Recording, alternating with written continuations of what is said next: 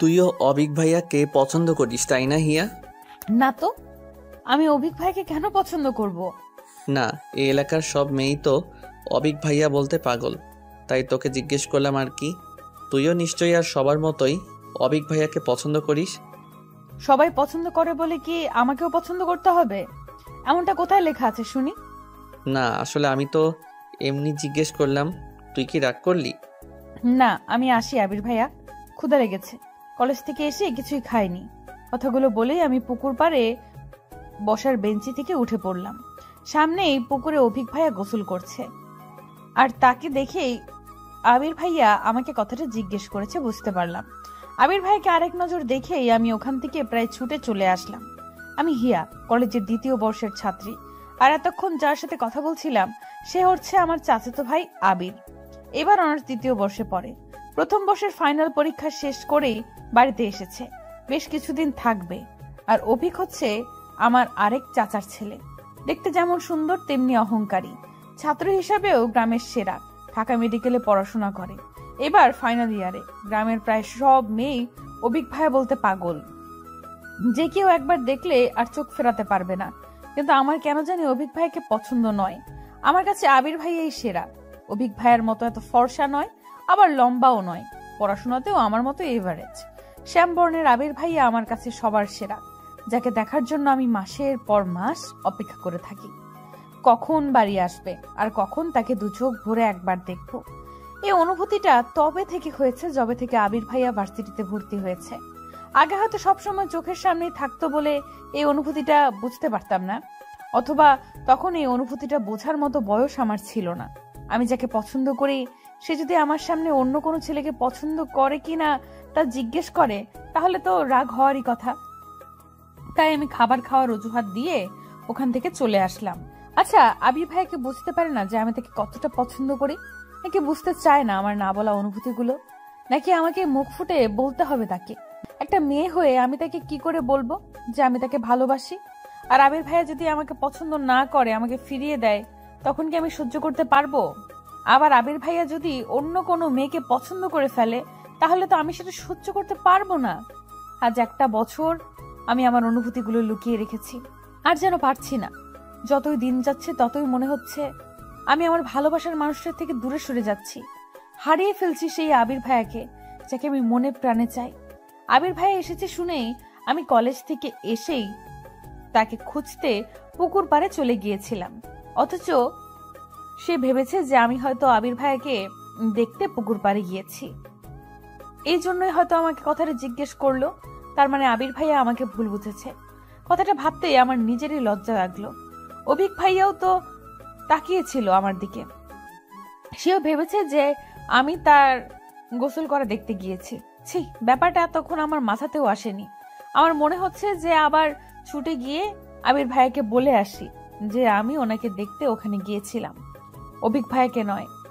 যেই ভাবা সেই কাজ। আমি আবার এক ছুটে পুকুর পাড়ে চলে গেলাম, কিন্তু আবির ভাইয়াকে সেখানে না দেখতে পেয়ে এদিক সেদিক খুঁজতে লাগলাম, কিন্তু কোথাও থেকে দেখতে না পেয়ে চলেই আসছিলাম। তখন পেছন ফিরে কারো মুখে আমার নাম শুনতে পেলাম। মিষ্টি একটা কণ্ঠস্বরে সে আমার নাম ধরে ডাকছে। আমি পেছন ফিরে তাকাতেই দেখি যে অভিক ভাইয়া একটা লুঙ্গি আর হাতা কাটা গেঞ্জি পরে গামছা দিয়ে চুলটা মুছতে মুছতে আমার দিকে এগিয়ে আসছে। আমি ওখানেই দাঁড়িয়ে রইলাম। তারপর বললাম, ভাইয়া কেমন আছেন? আমি তো ভালোই আছি, তুমি কেমন আছো? কালকে এসেছি অথচ তোমাকে আজ দেখতে পেলাম, কোথায় ছিলে? আমিও ভালোই আছি। আসলে কলেজে গিয়েছিলাম তো, মাত্রই আসলাম, তাই হয়তো দেখতে পাননি। কলেজে না হয়ে আজ গিয়েছিলে? কাল সারাদিন কোথায় ছিলে দেখলাম না তো। না, আসলে রাতে পড়ছিলাম। অজুহাত? তা পড়াশোনা কেমন চলছে? এই ঠেলে ঠুলে চলছে আর কি। আমি তো আর আপনার মতো নাম্বার 1 স্টুডেন্ট না। আমার যেমন চলার কথা তেমনই চলছে। খোটা দিচ্ছ কেন? ভালোই কথা শিখেছো দেখছি। অভিক ভাইয়া আমাদের কাজিনদের সাথে তুমি করেই বেশি কথা বলে, আর আমি অভিক ভাইয়ার থেকে আগে থেকেই 10 হাত দূরে থাকার চেষ্টা করতাম। আমি অভিক ভাইয়াকে কিছু বলতে যাব, ঠিক তখনই সেখানে আবির ভাইয়া এসে হাজির। আবির ভাইয়াকে দেখে আমি আরো চুপ হয়ে গেলাম। আবির ভাইয়া অভিক ভাইয়াকে লক্ষ্য করে বলল, কেমন আছেন ভাইয়া? এই তো ভালো। তুমি তুমি কখন আসলে? এই তো কিছুক্ষণ আগেই। আপনি তো কাল এসেছেন তাই না? হুম। থাকবে নাকি কয়দিন? না, বেশি দিন ছুটি নেই, আর 2টা টিউশনি আছে, ছুটি দিয়ে এসেছি। বেশি দিন থাকতে পারবো না। টিউশনি করা তোমার পড়াশোনার ক্ষতি হয় না? আমি তো আর সারাক্ষণ পড়ি না, আর 2টা টিউশনি থাকলে হাত খরচটা হয়ে যায় আর কি। তাদের গল্পের মাঝে আমার নিজেকে অসহায় লাগছিল, তাই আমি চুপি চুপি ওখান থেকে কেটে পড়লাম। আমি ঘরে ঢুকতেই মা চেঁচাতে লাগলো। সেই তখনই বললি যে ক্ষুধা লেগেছে, আমি তখন ভাত ভেড়ে রেখেছি, অথচ তোর আসার নাম নেই। কোথায় গিয়েছিলে এই ভর দুপুরে? এইখানেই আবির ভাইয়া এসেছে তাই। ওদের দেখে কিছু শেখ। সারাক্ষণ টোটো করে ঘুরে বেড়ালে ওদের মতো আর ভার্সিটিতে পড়তে হবে না। তোর বাবা বলে দিয়েছে কোনো ভার্সিটিতে চান্স না পেলে সোজা বিয়ে দিয়ে দেবে। আসিফ এখন বাবা মায়ের সম্মান রাখলে তবেই বাঁচা। কথাগুলো বলে মা হন হন করে ঘর থেকে বের হয়ে গেল। এই অভিক ভাইয়া আর আবিক ভাইয়া কেন যে ভার্সিটিতে চান্স পেয়েছিল কে জানে। আমাকে আর আমার চাচাতো বোন হিমাকে সারাক্ষণ তাদের গুণগান শুনে কাটাতে হয়। মাঝে মধ্যে ওদের দুজনের উপর প্রচুর রাগ হয়। আর আমার ছোট ভাই আসিফ ভাইদের মান রাখতে সেও ক্লাস টপার 5-এ বৃত্তি পেয়েছে, 8-এ বৃত্তি পেয়েছে, এবার 9-এ পড়ে। বোঝাই যাচ্ছে যে ভাইদের পথ অনুসরণ করেই এগোচ্ছে। আর আমি আর আবির ভাইয়ের ছোট বোন হিমা জমজের মতো একই ক্লাসেই পড়ি, আবার রেজাল্টও একই থাকে, কোনো মতে টেনে টুনে পাস। বিকেলে আমি আর হিমা হাঁটতে বের হয়েছি, তখনই হিমা লাজুক ঘেঁষে আমাকে বলল, জানিস ইয়া, আমি না অভিক ভাইকে পছন্দ করি। অভিক ভাইকে দেখলেই না আমার কেমন জানি লাগে, মনে হয় সারাক্ষণ ওনাকেই দেখি। ইস, ওনার যদি একটা ছোট ভাই বা বোন থাকতো, তাহলে তার ওসিলায় হলেও সারাক্ষণ আমি ওনাদের বাড়ির আশেপাশে ঘুরঘুর করতাম। আর বড় চাচাও দেখ, নিজের বাড়ি রেখে অন্য জায়গায় গিয়ে বাড়ি বানাতে হবে। আমাদের সাথে থাকলে কি হতো, যখন তখন অভিক ভাইকে দেখতে পারতাম।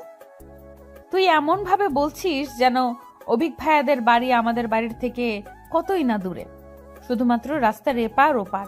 আর তুই যে অভিক ভাইকে পছন্দ করিস এটা তো অনেক পুরাতন কথা, নতুন কিছু বল। একটা কথা কান খুলে শুনে রাখ, তুই কিন্তু অভিক ভাইয়ের দিকে একদম নজর দিবি না। অভিক ভাইয়া শুধু আমার।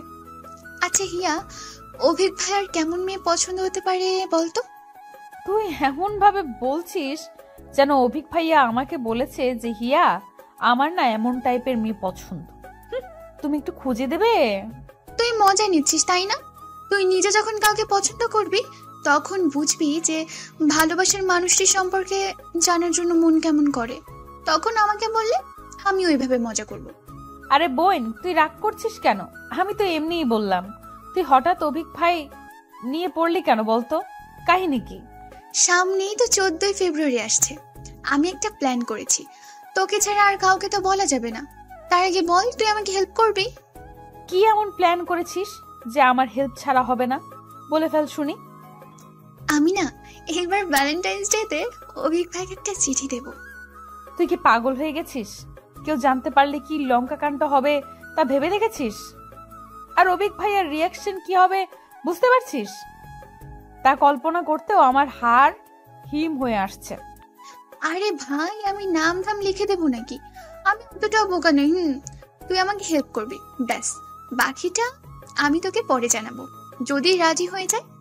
চিঠিতে কি এমন দিবি যে তোর নাম না জেনেই তোকে পছন্দ করবে? তোকে না চিনলে তোকে উত্তরই বা দিবে কি করে? আর তুই চিঠিটা কিভাবে দিবি? এত কিছু তোকে ভাবতে হবে না, তুই আমার সাথে থাকবি, হেল্প করবি, ব্যাস। আর কিচ্ছু জানি না। এবার বাড়ি চল, সন্ধ্যা হয়ে আসছে। আর একটু দেরি করলে তো তোর মা আর আমার মা মিলে কুরুক্ষেত্রে বাঁধিয়ে দেবে। আচ্ছা চল, বলেই আমরা বাড়ির পথে পা বাড়ালাম। হিমা যে কি প্ল্যান করছে তা ভেবে এখনই আমার মাথা ব্যথা শুরু হয়ে গেছে। কে জানে এই মেয়েটা আবার কি ফোন দিয়ে এটেছে। হিমার কথা শুনে আমারও খুব ইচ্ছে হচ্ছিল যে আবির ভাইয়াকে একটা চিঠি লিখবো। রাতে পড়ায় আর মন বসছে না, কি লিখবো না লিখবো তাই ভেবে ভেবে সারা হচ্ছিলাম। বারবার লিখে আবার কেটে দিচ্ছিলাম। অবশেষে পেন্সিল আর ইরেজার নিয়ে বসলাম।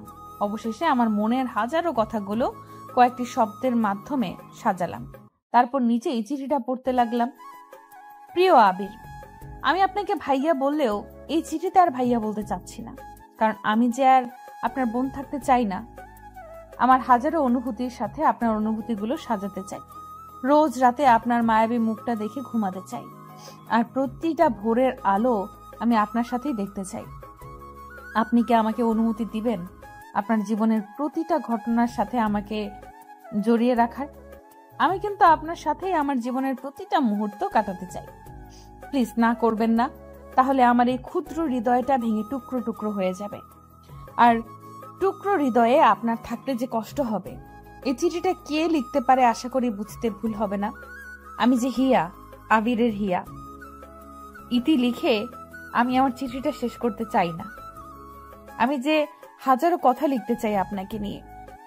আপনার উত্তরের আশায় রইলাম। চিঠিটা দেখছিলাম আর নিজেই লজ্জা পাচ্ছিলাম।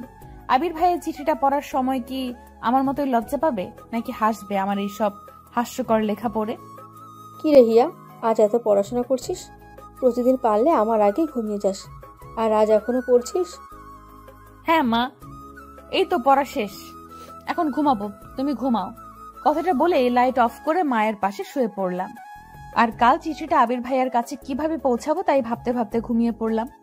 সকালে কলেজে যাওয়ার সময় হিমা জানালো যে ওর চিঠি লেখা শেষ। ও নাকি পুরো 4 পাতার একটা রচনা লিখেছে। আমি শুনে তো অবাক। তারপর হাসি থামাতে না পেরে বললাম, তুই কি প্রেমপত্রের নামে কোনো রচনা লিখেছিস? এত বড় চিঠি কেউ লিখে?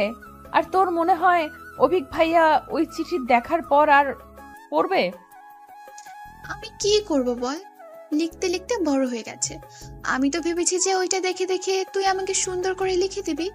আমার যে হাতের লেখা, অভিক ভাইয়া হাতের লেখা দেখে বমি না করে দেয়। চিঠি পড়া তো দূরের কথা। আরে ভাই, তোর চিঠি আমি কেন লিখবো? তুই কিন্তু কথা দিয়েছিস যে আমাকে হেল্প করবি, এখন পিছু হটলে চলবে না। আচ্ছা বাবা, করব হেল্প।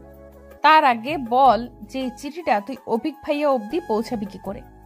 কথাটা জিজ্ঞেস করার আরেকটা কারণ হচ্ছে, আমার চিঠিটাও আবির ভাইয়াকে সেইভাবেই দিব। আমার কথাটা শুনে হিমা মুচকি হেসে বলল, ওটা আমার জন্য কোনো ব্যাপারই না।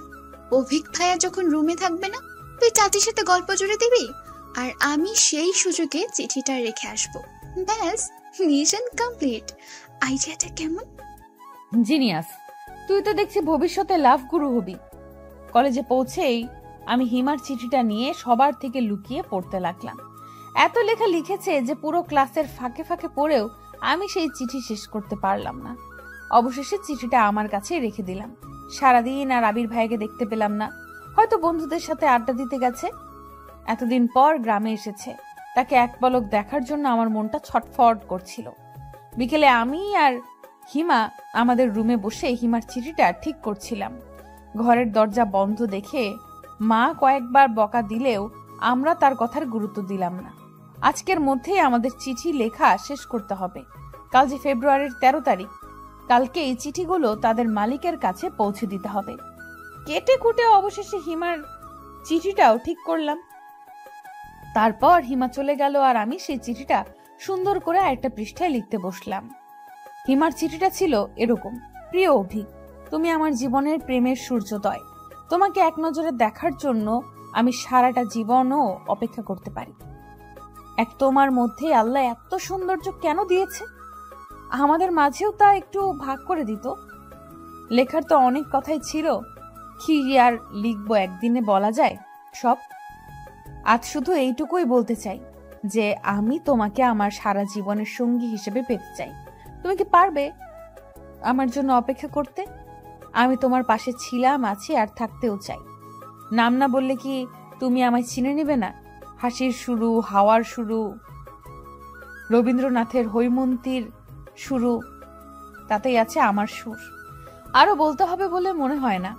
আমি এই ভালোবাসা দিবসের একটা মুহূর্ত তোমাকে আমার করে দেখতে চাই, যেখানে তুমি আমাকে পুকুর পাড়ে গিয়ে খুঁজবে। আমি তোমার আশায় থাকবো। আসবে তো আমার অভু? চিঠিটা শেষ করতেই আবির ভাইয়া আমার রুমের সামনে এসে হাজির। এই সময় আবির ভাইয়া আমার রুমে। সারাদিন পর আবির ভাইয়াকে দেখে আমার কি যে ভালো লাগছে তা বলে বোঝাতে পারছি না। আমি নিজেকে সামলিয়ে নিয়ে বললাম, ভাইয়া আপনি ভেতরে আসুন। আবির ভাইয়া ভেতরে এসে আমার বিছানার উপর বসতে বসতে বললেন, কেন, আমি কি আসতে পারি না নাকি? না তা নয়, আসলে এই সন্ধ্যার সময় তাই জিজ্ঞেস করলাম আর কি। চাচি বলছিল তোর পড়াশোনা কেমন চলছে একটু খোঁজ নিতে, তাই চলে আসলাম আর কি। হিমার অবস্থা তো একদম বাজে, তা তোর কি অবস্থা? আমি চিঠিটা কোনো মতে একটা বইয়ের মধ্যে লুকিয়ে রেখে পড়ার ব্যাপারে কথা বলতে লাগলাম। বইটা আমি যেন হাতছাড়া করছি না। আবির ভাইয়া তার লক্ষ্য করে বলল, ওই বইটা ওইভাবে লুকাচ্ছিস কেন? কি আছে ওই বইতে? এটা আমার এক বান্ধবীর বই, এনেছিলাম পড়ার জন্য, কিছুই নেই। এইটুকু বলার পর মা আমাকে ডাকতে লাগলো। আমি আবির ভাইকে রুমে রেখে মায়ের কাছে চলে গেলাম। মা আবির ভাইয়ের জন্য চা বানিয়েছে। চা নিয়ে আমার রুমে ঢুকতেই দেখতে পেলাম যে আবির ভাইয়ের মুখটা কেমন যেন পাংশু বর্ণ ধারণ করেছে। আমি চায়ের কাপটা নামাতেই আবির ভাইয়া বলল, আমি এখন চা খাবো না, বাইরে একটু কাজ আছে, তুই পড়, আমি পরে আসবো নে। আমার উত্তরের আশা না করেই আবির ভাইয়া হন্তদন্ত হয়ে চলে গেল। আমি হা করে কিছুক্ষণ তাকিয়ে থেকে আবির ভাইয়ার জন্য আনা চাটা নিজেই খেতে শুরু করলাম। আর অবাক হয়ে ভাবতে লাগলাম যে আবির ভাইয়া এমন হঠাৎ করে চলে গেল কেন। আজ কলেজ থেকে এসে আমি আর হিমা সুযোগ খুঁজছি যে কখন অভিক ভাইয়া বাড়ি থেকে বের হবে, কিন্তু অভিক ভাইয়া যেন আজ বেরই হচ্ছে না। আমি আর হিমা ওর রুমের জানালার পাশে বসে আছি। এমন সময় আবির ভাইয়া এসে হিমাকে ডাকতে লাগলো। আমাকে দেখেই আবির ভাইয়া রুমের থেকে চলে গেল। আমার কেমন যেন মনে হচ্ছে যে আবির ভাইয়া আমাকে এড়িয়ে চলছে, কিন্তু কেন তা বুঝতে পারছি না। কালকে অভিক ভাইয়ের জন্য লেখা চিঠিটা দেখে ফেলেনি তো? ভাবতে আমার হাত পা কেমন যেন ঠান্ডা হয়ে আসলো। আবির ভাইকে কি জিজ্ঞেস করে দেখবো, কিন্তু হিমার কথা বললে আবার হিমার কপালে শনি নেমে আসবে। আর যদি এটা ভাবে যে আমি অভিক ভাইয়াকে চিঠি লিখব, তখন এসব ভাবছিলাম। তখন হিমা রুমে এসেই আমাকে জড়িয়ে ধরে আস্তে আস্তে বলল, আরে অভিক ভাই বের হয়ে গেছে, চল তাড়াতাড়ি। আমি হিমার সাথে বিনা বাক্যে বের হয়ে গেলাম। আবির ভাইয়া বারান্দায় বসে চাচির সাথে কথা বলছিল। আমাকে আর হিমাকে যেতে দেখে হিমাকে উদ্দেশ্য করে বলল, কিরে হিমু, এখন আবার কোথায় যাচ্ছিস? হিয়া নাকি একটু বড় চাচির ওখানে যাবে, তাই। ইয়া যাবে, ভালো কথা। তোকে সাথে যেতে হবে কেন? মা না কি যেন করতে বললো তোকে, যা কাজ কর। আমি জানি হিমার কোনো কাজ নেই, কিন্তু আমার সাথে যেতে দিবে না, এজন্য এমন করছে। আমার মনটা খারাপ হয়ে গেল। হিমাও রাগ করে রুমে চলে গেল। চাচি আমাদের মনের অবস্থা বুঝতে পেরে আবির ভাইয়াকে ধমক দিয়ে বলল, তুই কাল থেকে হিমার পেছনে কেন পড়ে আছিস বলতো? 2 দিন পর চলে যাবি, একটু ভালোভাবে থাকলেই তো পারিস। তোমার আলতি পেয়ে আজ পড়াশোনার এই অবস্থা। পরীক্ষায় ফেল করলে তখন বুঝবে আমি কেন ওর পেছনে পড়ি। কথাগুলো বলেই আবির ভাইয়া বাড়ি থেকে বের হয়ে গেল। আমি হিমার চিঠিটা নিয়ে পড়লাম বিপাকে। আবির ভাইয়া বের হয়ে যেতেই হিমা আবার চুপি চুপি বের হয়ে আসলো। তারপর আমরা দুজনে গিয়ে অভিক ভাইয়ার রুমে চিঠিটা রেখে আসতে সফল হলাম। রাতে আমি হিমার কাছে যাব বলে আবির ভাইয়ার জন্য লেখা চিঠিটা নিয়ে চাচিদের ওখানে গেলাম। এই সময়টা আবির ভাই সাধারণত রুমে থাকে না, তাই ভাবলাম যে রুমে চিঠিটা রেখে চলে আসব, যেন কেউ বুঝতে না পারে। তাহলে আবির ভাই আমাকে ভুল বুঝলেও চিঠিটা দেখে বুঝে যাবে যে আবির ভাইয়ার জন্য চিঠিটা লেখা, অভিক ভাইয়ের জন্য চিঠি লেখাটা আমার নয়। আবির ভাইয়ার রুমের সামনে যেতেই আমি থমকে গেলাম। আবির ভাইয়া হেসে হেসে কারোর সাথে কথা বলছে, কিন্তু অন্য কারো কণ্ঠ না শুনতে পেয়ে বুঝে গেলাম যে আবির ভাইয়া ফোনে কথা বলছে। আমি আরেকটু কাছে গিয়ে কথাগুলো শোনার চেষ্টা করলাম। আরে পাগলি, ভ্যালেন্টাইন্স ডে এখনো আসেনি তো, এখনই বলতে হবে? ওকে বলছি বাবা, আই লাভ ইউ। হয়েছে এবার? দেখ নিশি, আমি বলে দিয়েছি তো, এবার ফোন রাখ, আমি বাড়িতে এসেছি, কেউ শুনলে উল্টাপাল্টা ভাববে। বলেই হাসতে লাগলো। আবির ভাইয়া কাউকে আই লাভ ইউ বলেছে শুনে আমার পা দুটো পাথরের মতো স্থির হয়ে গেল। চোখ থেকে পানি পড়েই চলেছে। চিৎকার করে কান্না করতে মন চাচ্ছে, কিন্তু পারছি না। হঠাৎ চাচা আমাকে ওভাবে দাঁড়িয়ে থাকতে দেখে বলল, কে ওখানে? হিয়া, ভিতরে যা। ওখানে দাঁড়িয়ে আছিস কেন? হিমা ভিতরেই আছে, দেখ। ততক্ষণে আবির ভাইয়া আর হিমা রুম থেকে বাইরে চলে এসেছে। আবির ভাইয়ার চোখে চোখ পড়তেই আমি তাড়াতাড়ি ওখান থেকে চলে আসলাম। অন্ধকারে থাকায় হয়তো কেউ বুঝতে পারেনি যে আমি কান্না করছি। না বোঝাই ভালো। আজ রাতে আমার ঘুম হবে না, তা আমি ভালো করেই জানি। এটাই কি হওয়ার ছিল? আমি যাকে ভালোবাসি সে অন্য কাউকে ভালোবাসে। আচ্ছা, আমারও তো কোনো ভুল হতে পারে। হতে পারে আবির ভাইয়া কাউকে ভালোবাসে না, কিন্তু আমি নিজের কানকে কি করে অবিশ্বাস করি? আসলে কি প্রেমে পড়লে মানুষের বুদ্ধি লোপ পায় নাকি বৃদ্ধি পায়? আমার ক্ষেত্রে কোনটা হচ্ছে? আমি আর কিছু ভাবতে পারছি না। বুক ফেটে কান্না করতে মন চাচ্ছে। কিন্তু মা পাশে থাকায় কান্নাও করতে পারছি না। এত রাতে কান্না করলে মা কি ভাববে? রাতে কখন ঘুমিয়ে পড়েছি জানি না। সকালে মায়ের ডাকে ঘুম ভেঙে গেল। আমি বিছানা থেকে উঠতেই আম্মু বকা দিয়ে বলতে লাগলো, জমিদারের বেটির ঘুম কি আজ ভাঙবে? হিমা কখন থেকে উঠে পড়তে বসে গেছে, আর একে দেখো এখনো পড়ে পড়ে ঘুমাচ্ছে। একে দেখলে কে বলবে যে কিছুদিন পরের ইন্টার পরীক্ষা? আমার হয়েছে যত জ্বালা। এত বড় মেয়ে, না তো কোনো কাজ পারে আর না তো পড়াশোনা। আমি বিছানা থেকে নেমে মায়ের কথায় কান্না দিয়ে বাথরুমে চলে এলাম।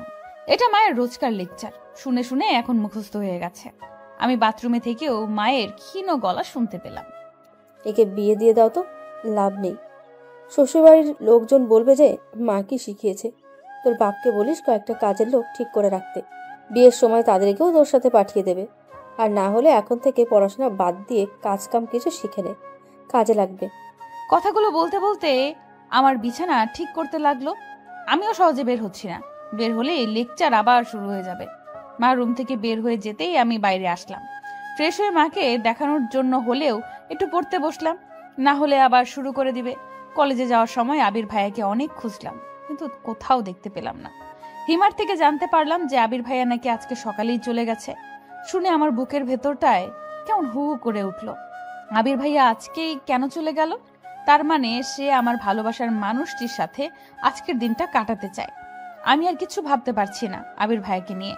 তাকে নিয়ে যতই ভাবছি আমার মনের ভেতরটা ততই অস্থির হয়ে উঠছে। অভিক ভাইয়াও নাকি আজকেই চলে যাবে, এটাও হিমার থেকেই জানতে পারলাম। অভিক ভাইয়ার কারেন্ট অ্যাফেয়ারেন্স হচ্ছে হিমা, সব খবর ওর কাছে থাকে। পুরো রাস্তা হিমা বক বক করে যাচ্ছে, অথচ আমি চুপ করে আছি দেখে হিমা জিজ্ঞেস করলো, কিরে, তুই আজ এমন চুপ করে আছিস কেন? অসুস্থ নাকি? না তো, আমি অসুস্থ থাকলে কলেজে যেতাম নাকি? তুই চিনিস না আমাকে? আসলে আমি তো অভিক ভাইয়াকে দেওয়া চিঠিটা নিয়ে চিন্তিত আছি। না জানি অভিক ভাইয়া কি ভাববে, আদৌ তোকে চিনতে পারবে কিনা।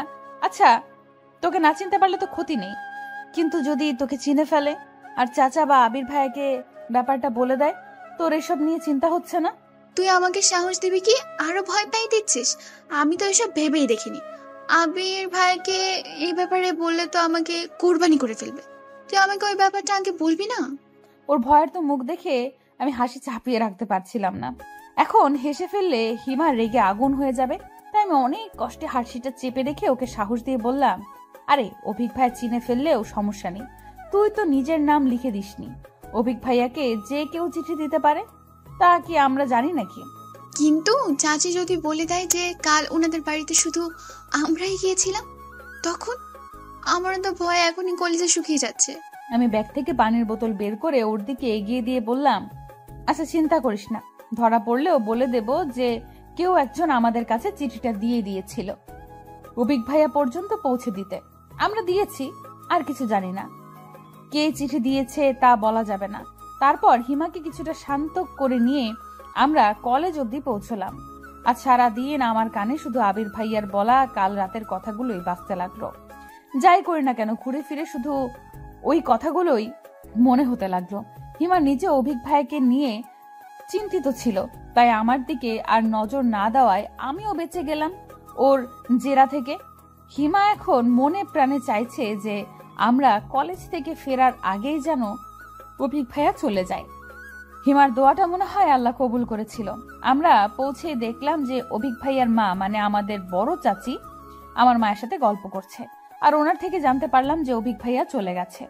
বেচারি হিমা একদিক দিয়ে খুশি হলো যে অভিক ভাইয়ার চিঠি সম্পর্কে কাউকে কিছু বলেনি, কিন্তু অভিক ভাইয়াকে আবার অনেক দিন দেখতে পাবে না বলে দুঃখও পাচ্ছিল। ইন্টার্নি শেষ না করে নাকি অভিক ভাইয়া আর বাড়ি আসবে না সহজে, এটাও হিমার মুখেই শুনেছি। ও যে এত খবর কিভাবে পায় আমি তাই বুঝি না। পুরো একটা সিসিটিভি ফুটেজ। আমার তো এখন সন্দেহ হচ্ছে এটা ভেবে যে অভিক ভাইয়া চিঠিটা আদৌ দেখেছে। তো হিমা তো বলল যে চিঠিটা ও অভিক ভাইয়ার বইয়ের মধ্যে রেখেছিল, তাও আবার যে বইটা সামনে ছিল। অভিক ভাইয়া তো বই না পড়ে থাকার মানুষ না, তাহলে কি চিঠিটা দেখেও পড়েনি, নাকি পড়েও হিমাকে চিনতে পারেনি? না চিনতে পারলেই ভালো। এসব ভাবতে ভাবতে রুমের দিকে পা বাড়ালাম। আমি রুমে ঢুকতেই একটা নতুন ডায়েরি দেখতে পেলাম। আমি ব্যাগটা নামিয়ে ডায়েরিটা উল্টে পাল্টে দেখতে দেখতে বাইরে এসে মাকে জিজ্ঞেস করতেই মা বলল, অভিক ডায়েরিটা দিয়েছে তোকে আর হিমাকে নাকি পরীক্ষার জন্য গিফট করেছে। তোদের পরীক্ষার আগে হয়তো আর আসবে না, তাই দিয়ে গেল। আমি ডায়েরি উল্টোতে গিয়ে শেষের দিকে কিছু একটা লেখা দেখতে পেলাম। আমি তাড়াতাড়ি রুমে গিয়ে লেখাগুলো পড়া শুরু করলাম। আমি অবিক। হিয়া, আমি জানি চিঠিটা তুমি লিখেছো। তোমার হাতের লেখা আমি খুব ভালো করে চিনি। দেখো, আমি কথাগুলো তোমাকে সরাসরি বলতে চেয়েছিলাম, কিন্তু তুমি তো জানোই আমি একটু লাজুক প্রকৃতির।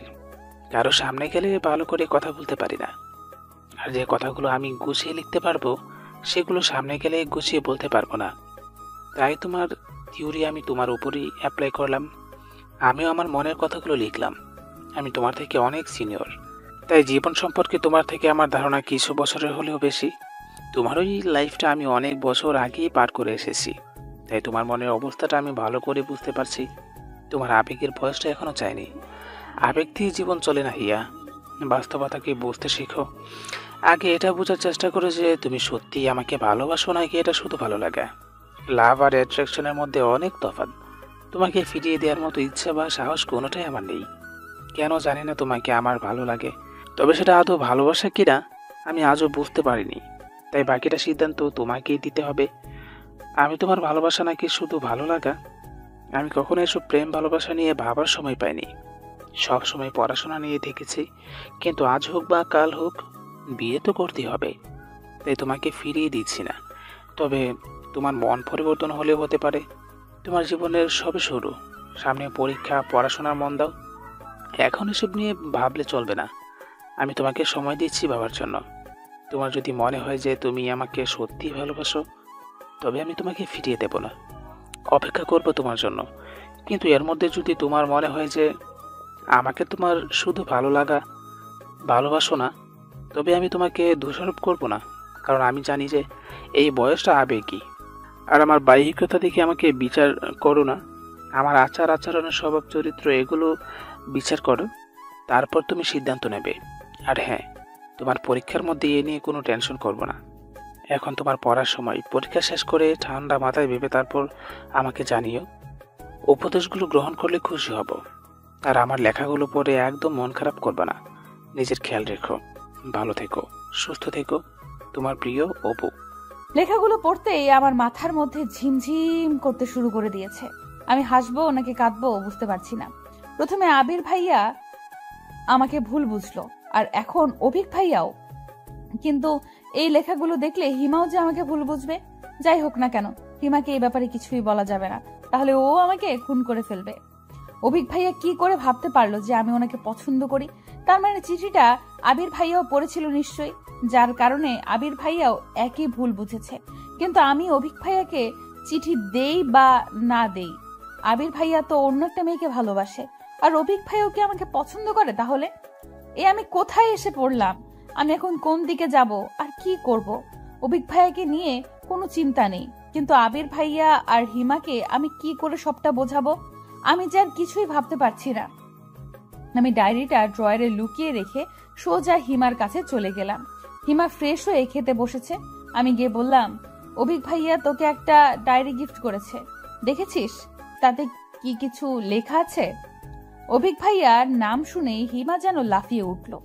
খাবার নিয়েই ওর রুমে চলে গেল। আমি ওকে অনুসরণ করলাম। টেবিলের ওপর থেকে ডায়েরিটা নিয়ে আমি লেখা খুঁজতে লাগলাম। ডায়েরির শেষ পাতাতেই কিছু লেখা আছে। আমি সেটা পড়তে শুরু করলাম। Best wishes my dear mister. ভালো করে পড়াশোনা করো, ভালোভাবে পরীক্ষা দিও। যাওয়ার আগে আর দেখা হলো না, নিজের যত্ন নিও। ভালো থেকো, তোমার ভালোবাসার ভাই অভিক। লেখাটা পড়েই আমি ধপ করে হিমার বিছানার উপর বসে পড়লাম। অভিক ভাইয়া হিমাকে কিছু লিখেছে ভেবে হিমা খুশিতে লাফাতে লাগলো। কিন্তু আসল ঘটনা শুনলে যে হিমার কি অবস্থা হবে তা ভেবে আমি অস্থির হয়ে যাচ্ছি। আচ্ছা, অভিক ভাইয়া যদি জানতো যে চিঠিটা আমি নই হিমা দিয়েছে, তখন হিমাকেও কি একই কথা লিখতো? আমি হিমার রুম থেকে বের হয়ে আসলাম। হিমা তো খাওয়া দাওয়া বাদ দিয়ে ডায়েরি নিয়ে পড়লো। হাজার হোক, ডায়েরিটা অভিক ভাইয়া দিয়েছে। আমি বিষণ্ণ মনে রুমে গিয়ে ফ্রেশ হয়ে নিলাম। খাওয়ার কোনো ইচ্ছে না থাকা সত্ত্বেও মায়ের জোরাজোরিতে খেতে বসলাম। 2 বার খাবার মুখে দিয়েই আর খেতে ইচ্ছে হচ্ছিল না, তাই বাকি খাবারটা রেখেই উঠে পড়লাম। মা কিছু বকাবকি করে চলে গেল। আমি বিছানায় শুয়ে ফোনটা হাতে নিয়ে একবার অভিক ভাইয়ার নাম্বার বের করছি, একবার আবির ভাইয়ার নাম্বার বের করছি, কিন্তু কাউকেই কল করার সাহস পাচ্ছি না। কল করে কি বলবো তাই ভেবে পাচ্ছি না। আমি এমনিতেও ফোনে কথা কম বলি। আবির ভাইয়ের সাথে যাওয়া বা টুকটাক কথা হয়, অভিক ভাইয়ের সাথে ফোনে কথা হয় না বললেই চলে। ভাইয়াও কল করে না আর আমিও না।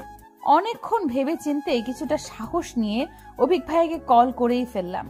কল করার কিছুক্ষণ পর আবির ভাইয়া কল রিসিভ করে বলল, হ্যালো হিয়া। আবির ভাইয়া কোথায় আপনি? আমি মাত্র পৌঁছালাম বাসায়, কিছু বলবি? না মানে ভালোভাবে গেছেন তো? আরও কিছু বলার থাকলে বল। আমি খুব টায়ার্ড, বুঝতেই পারছিস, মাত্র আসলাম রুমে।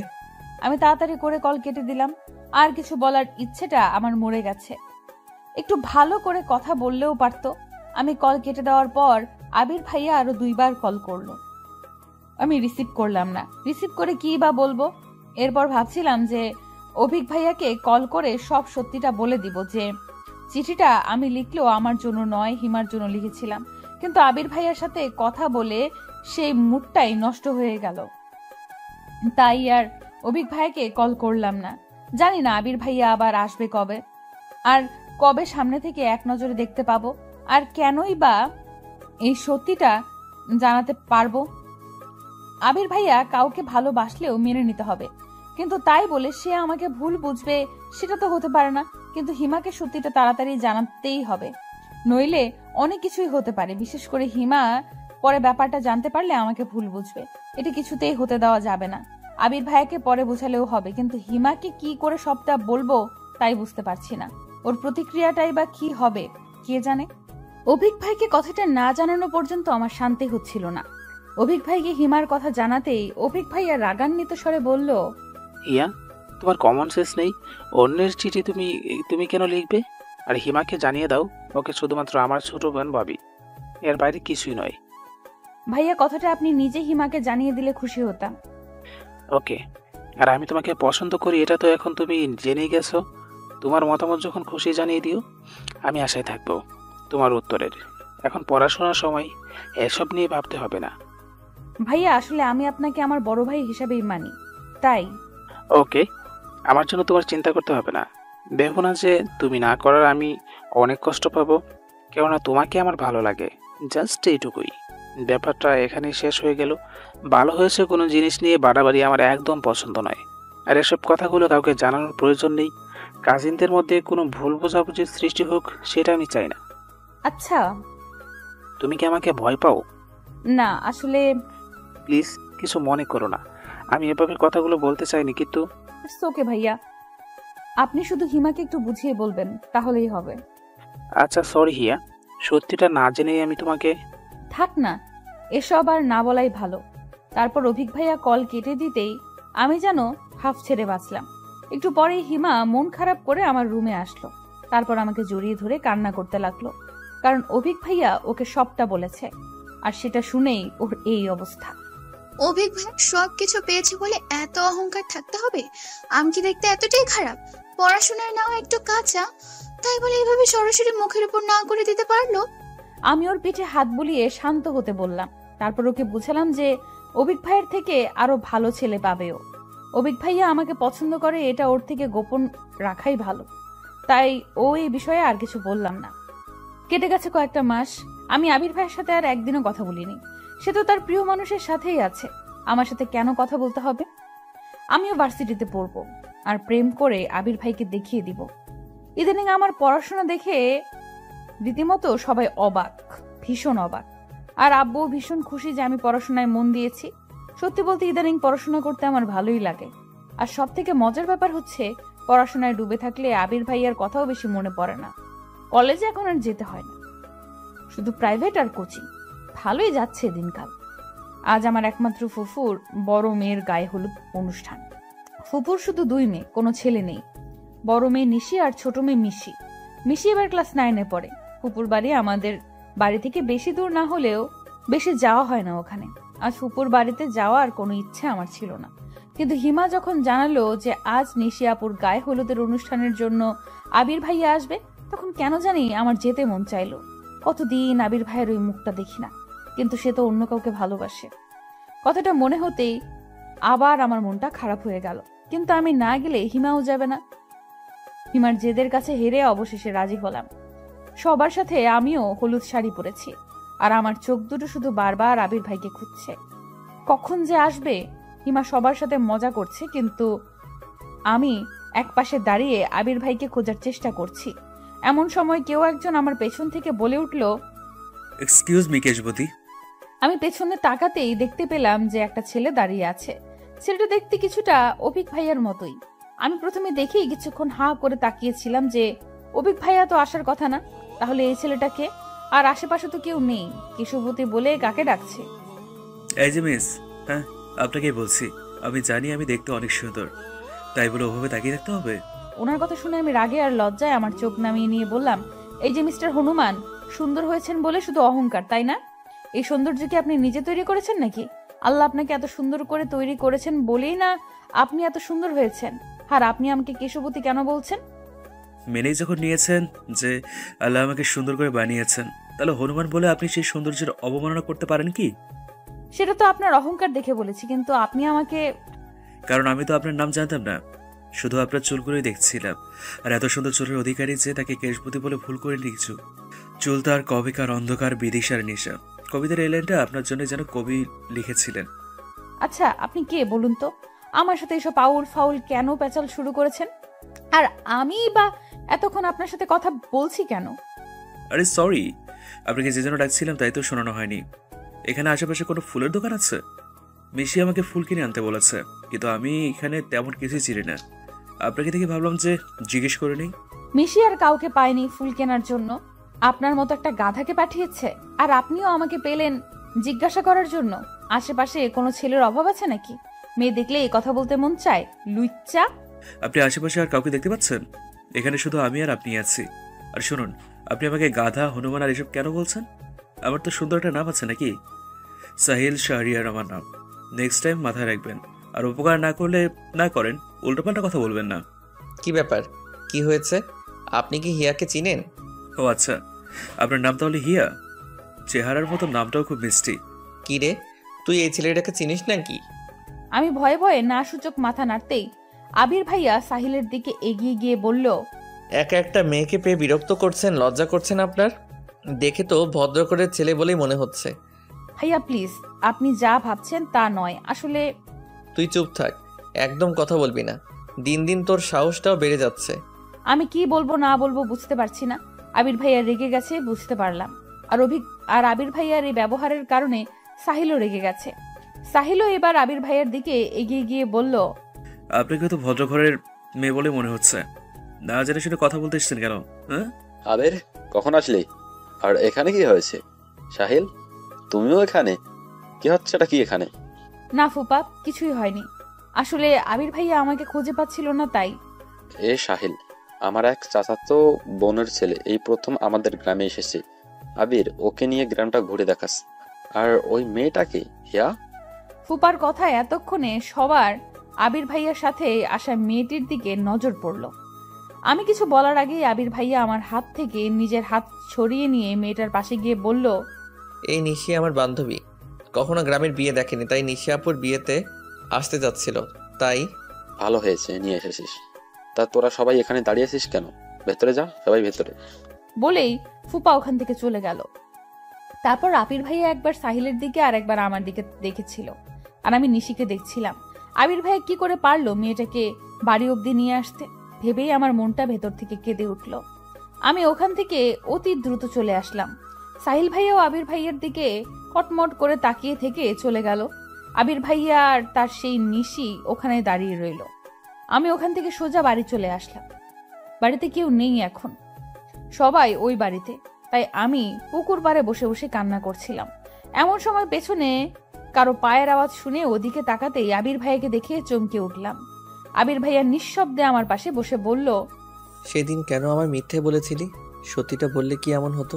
আমি কি তোর অবিক ভাইয়াকে তোর থেকে কেড়ে নিতাম, নাকি খেয়ে ফেলতাম? আবির ভাইয়ার কথাগুলো শুনে আমি নির্বাক হয়ে গেছি। তার মানে আমার ধারণাটাই ঠিক ছিল। আবির ভাইয়া আমাকে ভুল বুঝেছিল। আমিও হেয়ালি করে বললাম, আমি তো কোনো মিথ্যা বলিনি। আর আপনি যে আপনার হৃদয়ের টুকরাটাকে রেখে আমার সাথে গল্প করতে এসেছেন, এটা কি ঠিক? তুই কি নিশির কথা বলছিস? ও আমার হৃদয় টুকরো কেন হবে? কথা ঘোরাচ্ছিস কেন? খুব কথা ঘোরাতে শিখেছিস দেখছি। হঠাৎ এমন হাসছেন কেন? তোর মুখ দেখলে যে কেউ ভয় পেয়ে যাবে। পুকুরে গিয়ে আগে মুখটা ধুয়ে আয়। আর কান্না করছিলি কেন? ওই সাহিল কিছু বলেছে? কি হয়েছিল? আমি শাড়ির আঁচল খুঁজে সেটা দিয়েই মুখ মুছতে শুরু করলাম। আবির ভাইয়া আমার হাত থেকে শাড়ির আঁচল কেড়ে নিয়ে বলল, এভাবে মুছলে মুখে লাগবে। যা আগে মুখটা ভালো করে ধুয়ে আয়। আমি শাড়ি পরে এমনিই হাঁটতে পারছি না, তার উপর পুকুরের পানি দিয়ে মুখ ধুতে বলছে। আমি রেগে গিয়ে বললাম, এই অবস্থায় আপনি আমাকে পুকুরের পাড়ে যেতে বলছেন?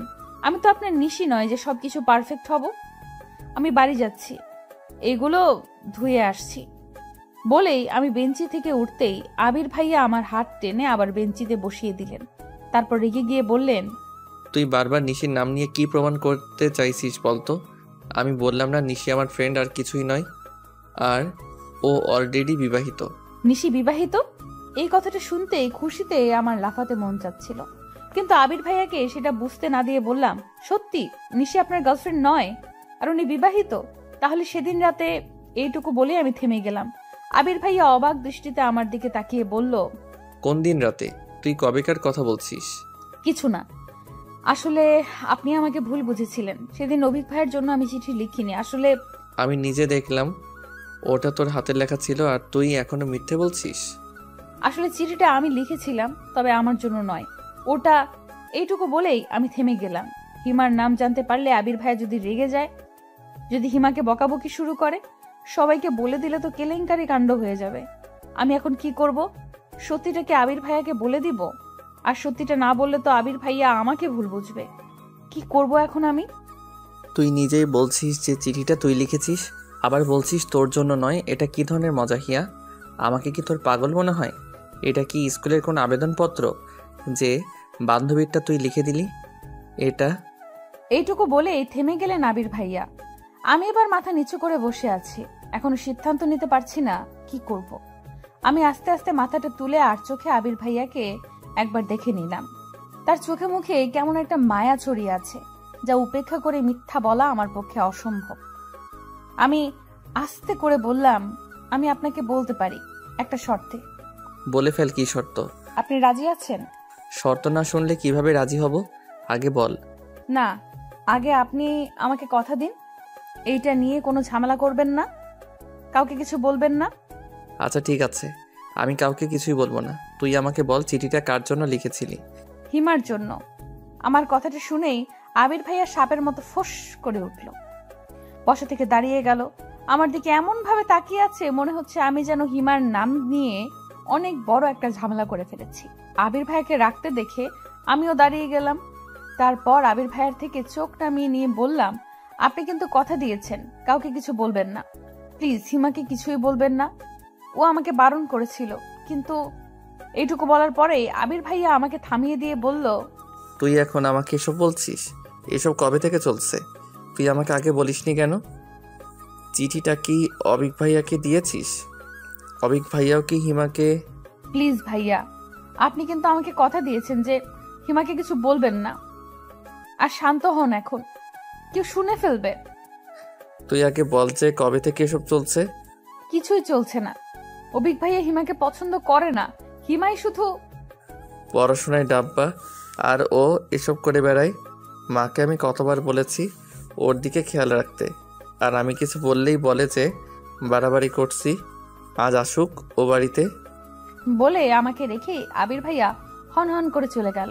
আমি অপলক দৃষ্টিতে তাকিয়ে রইলাম সেদিকে। হঠাৎ আমার হিমার কথা মনে পড়তেই আত্মা শুকিয়ে গেল। আবির ভাইয়া এখন গিয়ে আবার হিমাকে কিছু বলবে না তো? আমি তাড়াতাড়ি বাড়ি গিয়ে মুখটা ধুয়েই আবার ফুপুর বাড়ির উদ্দেশ্যে রওনা হলাম।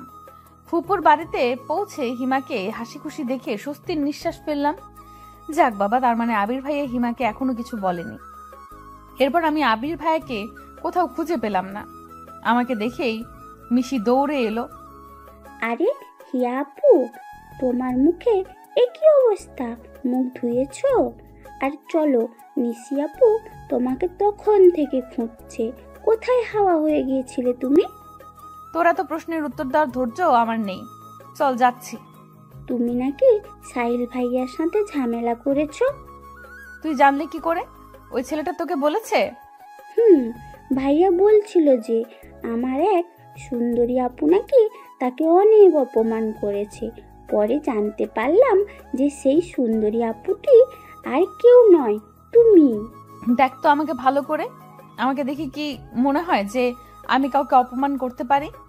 আর যার মান সম্মান বলতে কিছু নেই তার আবার অপমান? সাহিল ভাইয়া তোমার উপরে ভীষণ রেগে আছে। উনি রেগে আছে তাতে আমার কি? আমি কি ওনার রাগের কামাই খাই নাকি? এতক্ষণে আমি আর নিশি আপুর ওইখানে চলে এসেছি। সবাই আপুকে হলুদ দিয়ে দিচ্ছে, আমিও দিলাম। সবার মুখেই হলুদ, শুধু আমি ছাড়া। আমাকে দেখেই সবাই ছুটে আসলো হলুদ দিতে। তারপর জোর করে সবাই মিলে আমার মুখটা পুরো হলুদ বানিয়ে দিল। শাড়ি পরে এমনিতেই আমার অবস্থা নাজেহাল, তারপর হলুদ মাখাতে গিয়ে আরো খারাপ অবস্থা হয়ে গেল।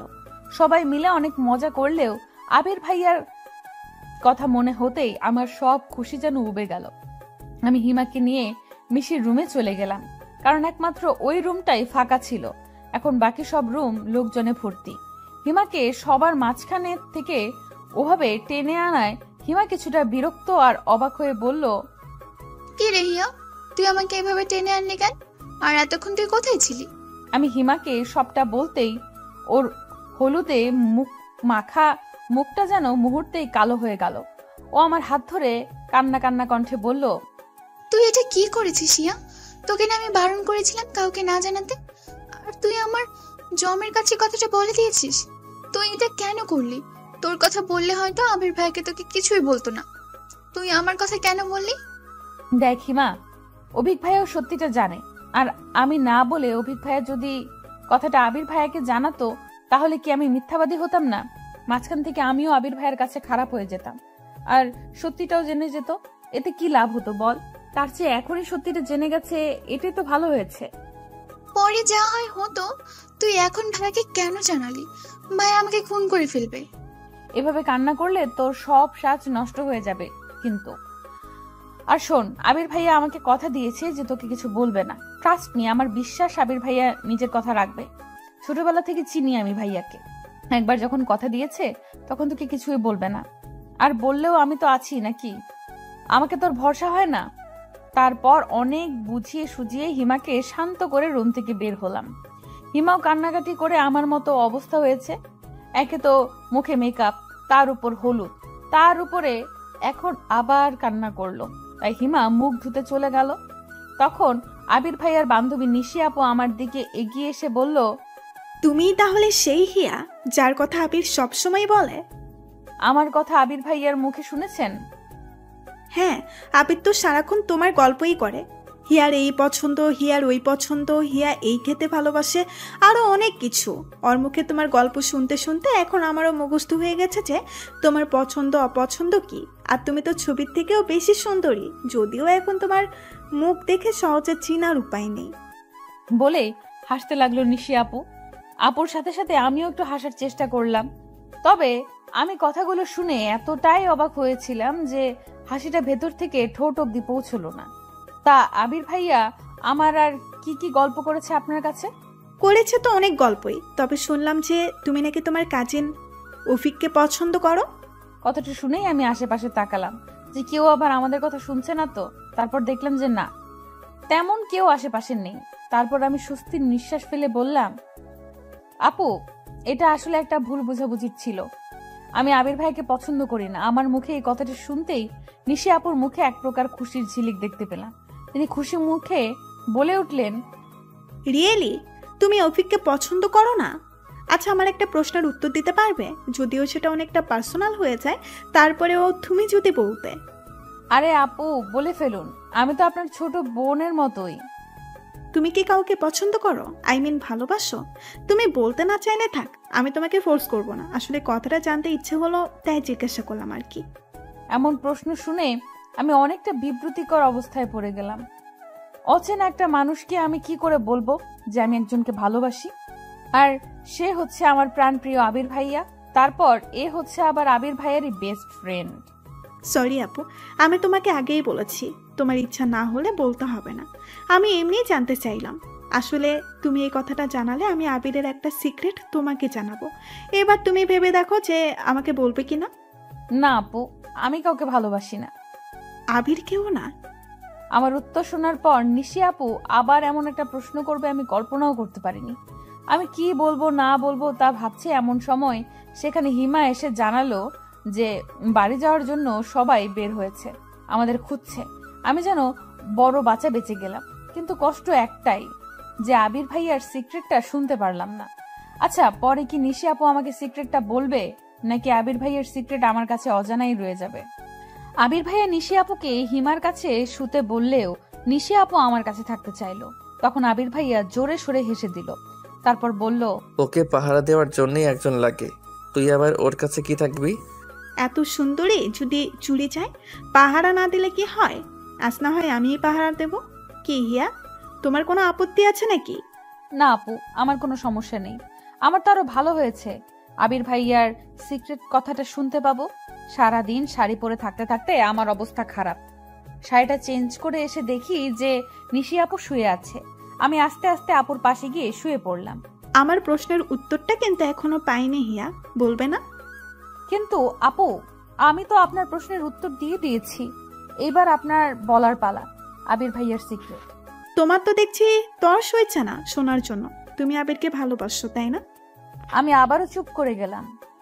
এই নিশি আপু কেন বুঝতে চাইছে না যে এই প্রশ্নের উত্তরটা আমি ওনাকে দিতে চাচ্ছি না? আমাকে চুপ থাকতে দেখে উনি আবার বললেন, আবির তোমাকে পছন্দ করলেও কি ওকে ফিরিয়ে দিবে? আমি চট করে বলে দিলাম, কখনোই না। কি কখনোই না? আবির তোমাকে পছন্দ করবে না, নাকি তুমি ফিরিয়ে দিবে না?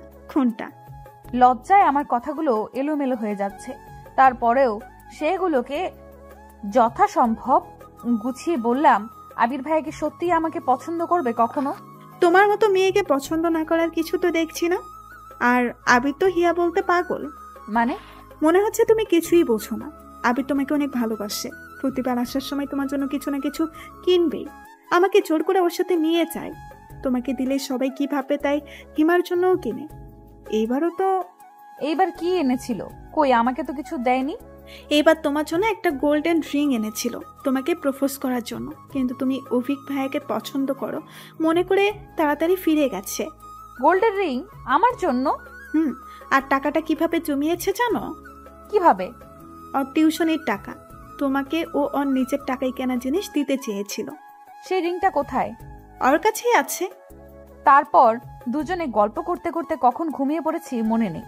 সকালে যতবার আবির ভাইয়াকে দেখছি ততবার আমার শুধু রিংটার কথাই মনে হচ্ছে। কিন্তু আবির ভাইয়া কাল রাতের পর থেকে আমার সাথে একটা কথাও বলেনি। হিমাও মুখটা পেঁচার মতো করে রেখেছে। হিমা আর আবির ভাইয়া যে কাল থেকে কথা বলেনি তা তাদের মুখ দেখে বোঝা যাচ্ছে। আবির ভাইয়া যে হিমাকে বকা দেয়নি এটাই আমার কাছে অনেক।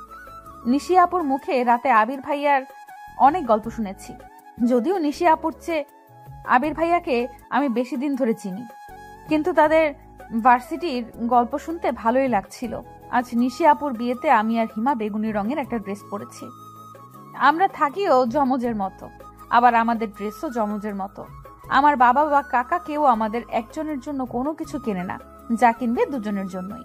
ছোটবেলা থেকেই এমন, তাই কোথাও গেলে সাধারণত আমরা একই ড্রেস পরে যাই।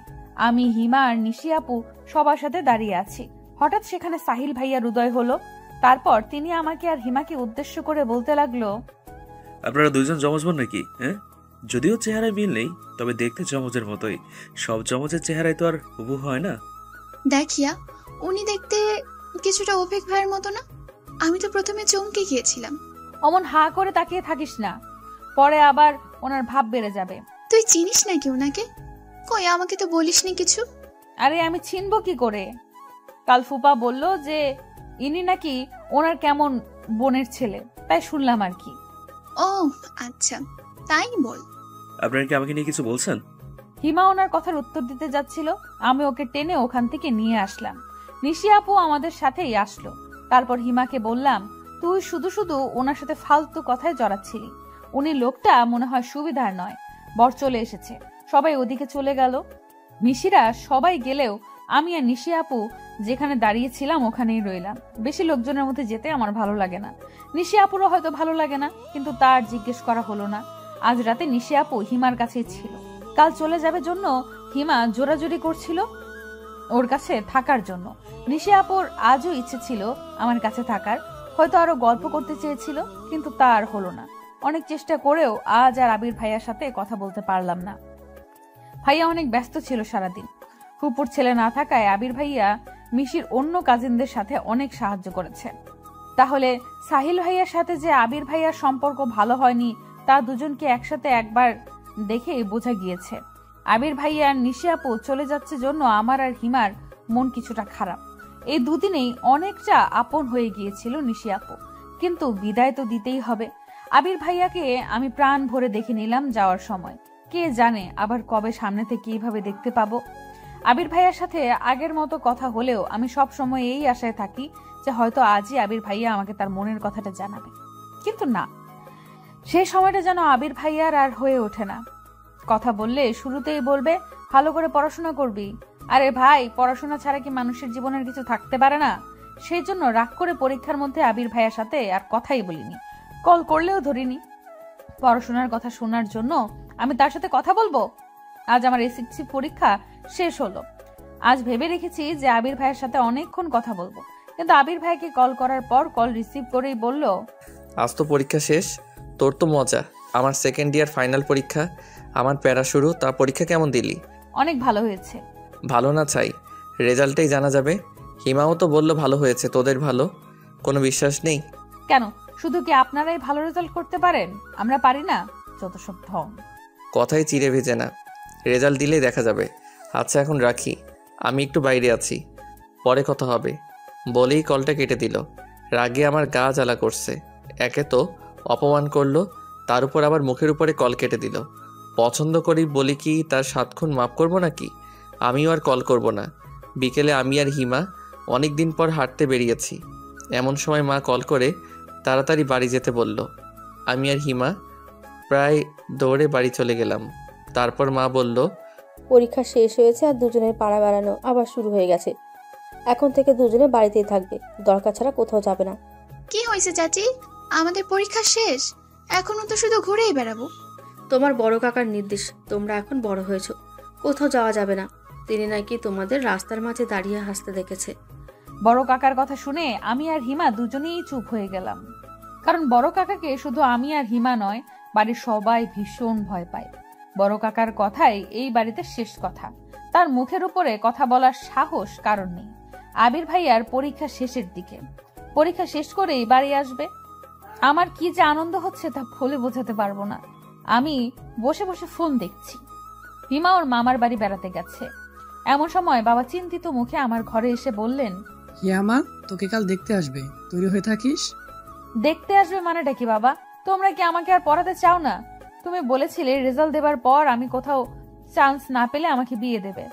আমি সেটা মেনে নিয়েছি। কোচিং করতে যেতে দিলে না, সেটাও মেনে নিয়েছি। কিন্তু এখন হুট করে দেখতে আসবে, এসবের মানে কি? তোর বড় কাকা ছেলে দেখেছে, আমি তো মানা করেছিলাম, কিন্তু বড় ভাই বলল যে আমি এসব কিছুই জানি না, আমি এখনই বিয়ে করব না, ব্যাস। দেখতে আসলে তো আর বিয়ে হয়ে যাবে না, এমন করিস না মা, তোর বড় কাকার মান সম্মান আছে না। অবশেষে বাবার অনুরোধে আমি রাজি হয়ে গেলাম। পরের দিন মা আমাকে পুতুলের মতো সাজিয়ে পাত্রপক্ষের সামনে বসিয়ে দিল। পাত্রপক্ষ আমাকে খুঁটিয়ে খুঁটিয়ে দেখলো। সে অবধিও ঠিক আছে, কিন্তু হঠাৎ ছেলের মা বলে উঠল, দেখা দেখি তো অনেক হলো, জানারও তো আর কিছু নেই। আমরাই তো। দেখি মা, তোমার বাম হাতটা দাও তো। শেষের কথাগুলো আমাকে উদ্দেশ্য করে বলল।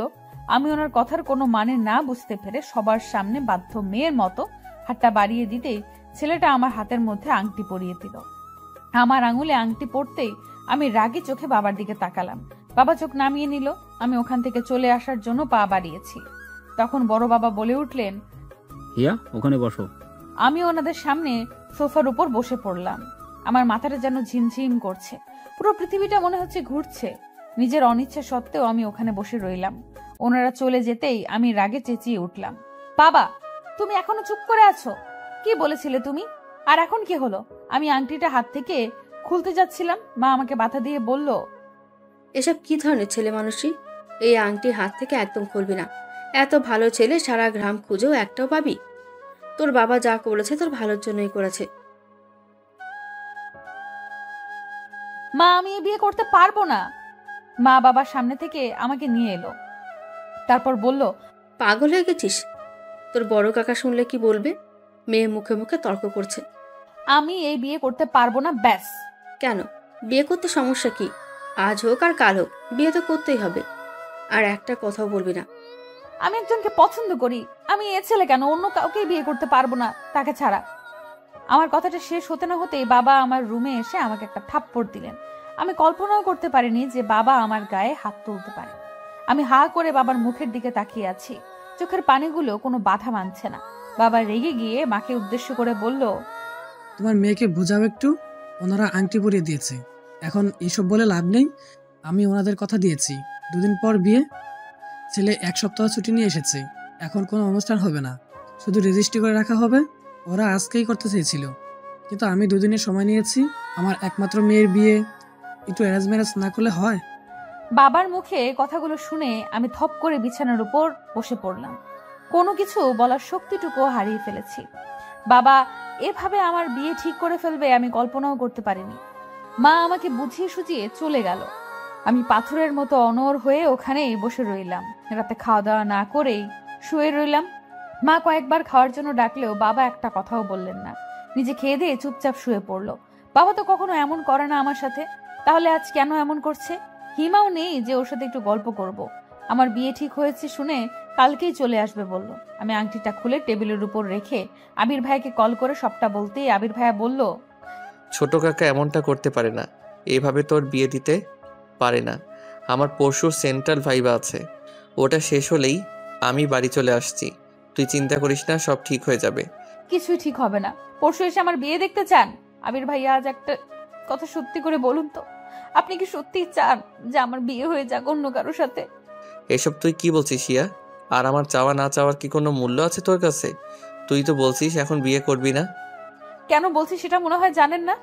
কেন এখনো চুপ করে থাকবেন?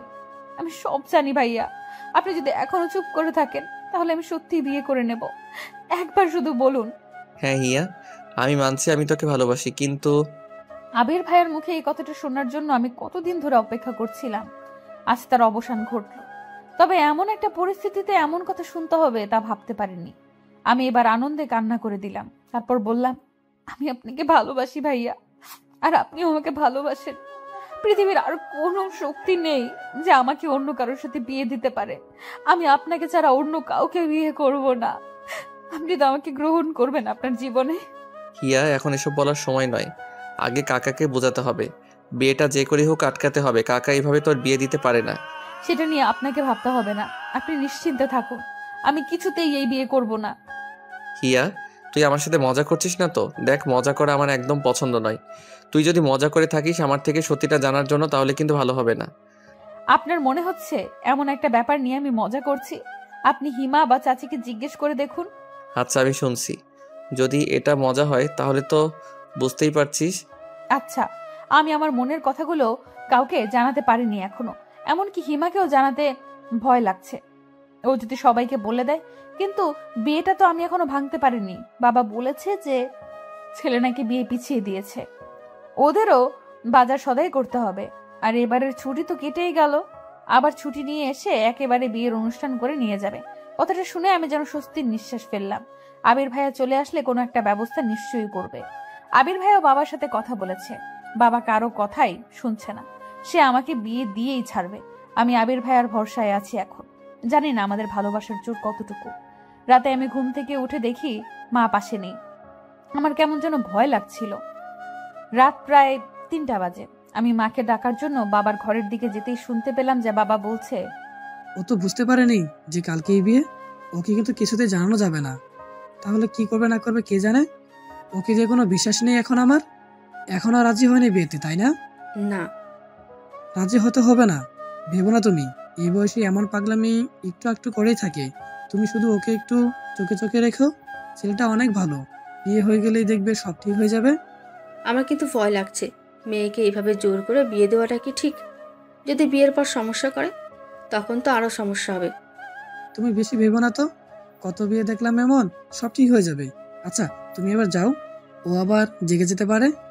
কথাগুলো শুনেই আমি কান্না করতে লাগলাম। আমার বাবা মা আমার সাথে এমন শত্রুতা কেন শুরু করে দিয়েছে আমি বুঝতে পারছি না। তার মানে কালকেই আমার বিয়ে দিবে?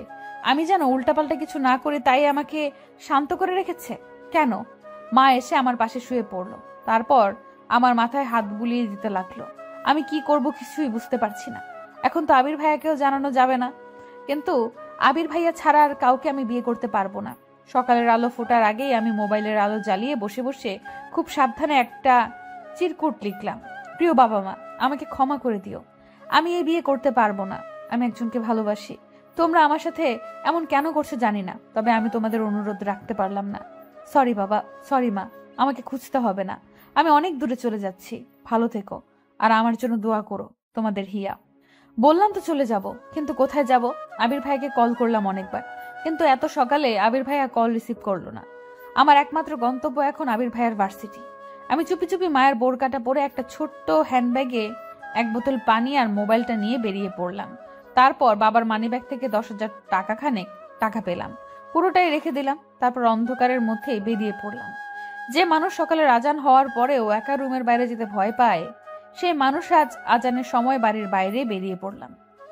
প্রায় আধা ঘন্টার মতো হেঁটে হেঁটে আমি বাস স্টেশনে পৌঁছালাম। সকালের বাসটা পেয়েও গেলাম। শহর আমাদের গ্রাম থেকে ততটাও দূরে নয়, 2 ঘন্টার মতো সময় লাগে। আমি বাসে উঠে স্বস্তির নিঃশ্বাস নিলাম। তার মানে এতক্ষণও চিঠিটা মনে হয় কারোর হাতে পড়েনি, নইলে এতক্ষণে এখানে লোক চলে আসতো। আমি অবশ্য বোরকা পরে থাকায় কেউ দেখলেও চিনতে পারছে না। এই যা বাচ্চা। বাস চলতে শুরু করলো। আমি আরো কয়েকবার আবির ভাইকে কল করলাম, কিন্তু রিসিভ করলো না। আমার পাশে এক মধ্যবয়স্ক মহিলা বসেছিল। উনি নিজের ফোনটা বের করে আমার দিকে বাড়িয়ে দিল। কোথায় যাবি মা? আমার মেয়েকে একটু কল দিয়ে দিবি? দেখ, রিতা লেখা আছে। আমি কোনো কথা না বলে চুপচাপ ফোনটা নিয়ে ওনার মেয়েকে কল করে দিলাম। কিছুক্ষণ পর উনি নিজের ব্যাগ থেকে পাউরুটি আর কলা বের করে খেতে লাগলেন। তারপর আমার দিকে একটা রুটি এগিয়ে দিয়ে বলল, নে মা, রুটিটা খেয়ে নে, আমার ছেলে কিনে দিয়েছে। আমি কি আর এত খেতে পারি? আমি না করা সত্ত্বেও জোর করে আমার হাতে ধরিয়ে দিয়ে বলল, বুড়ি বলে আমার হাতের জিনিস পছন্দ হচ্ছে না? বয়স হয়ে গেলে সবাই ঘৃণা করে। বলেই অভিমানে উনি রুটিটা আমার হাত থেকে নিয়ে আবার ব্যাগে রাখতে যাচ্ছিলেন। আমি ওনাকে খুশি করার জন্য রুটিটা ওনার হাত থেকে নিয়ে খাওয়া শুরু করলাম।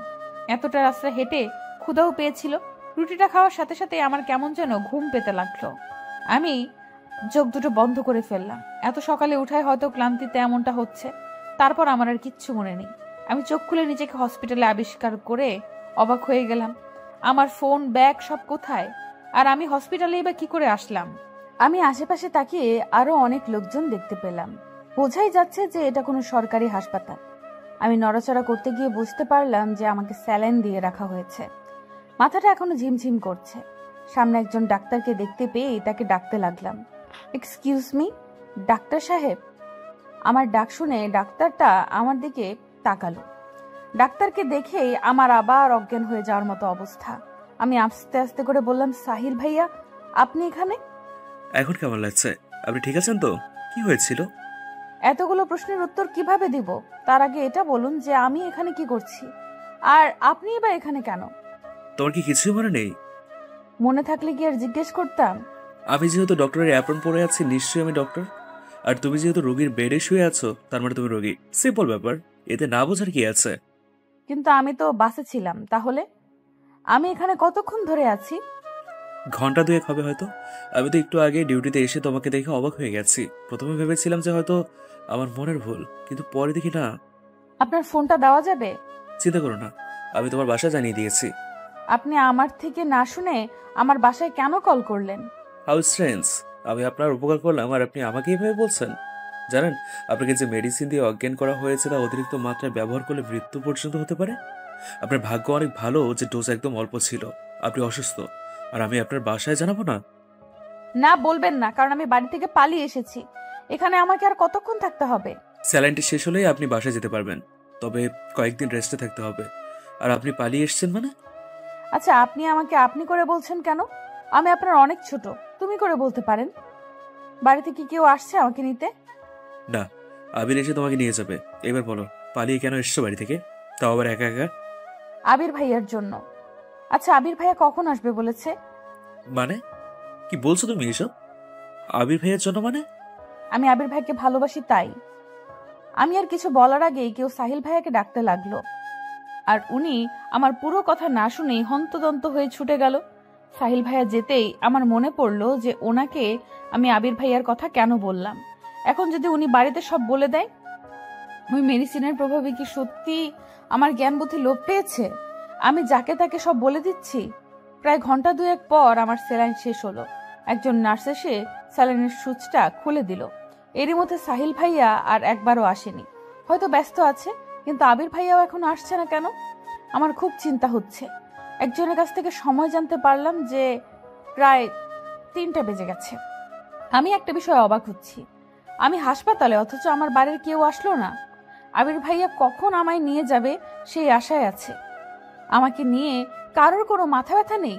পরক্ষণেই মনে হলো যে আজ আমার বিয়ে হওয়ার কথা ছিল, আর সেখান থেকে আমি পালিয়ে এসেছি। বাড়ির লোক তো আমার উপরে ভীষণ রেগে আছে, তাই বলে একবার দেখতেও আসবে না। শরীরটা বড্ড ক্লান্ত, সকাল থেকে না খাওয়া। সাহিল ভাইয়া এক নার্সকে দিয়ে কিছু ফলমূল আর পানীয় কিনে পাঠিয়েছে, কিন্তু আমার কিচ্ছু খেতে মন চাইছে না।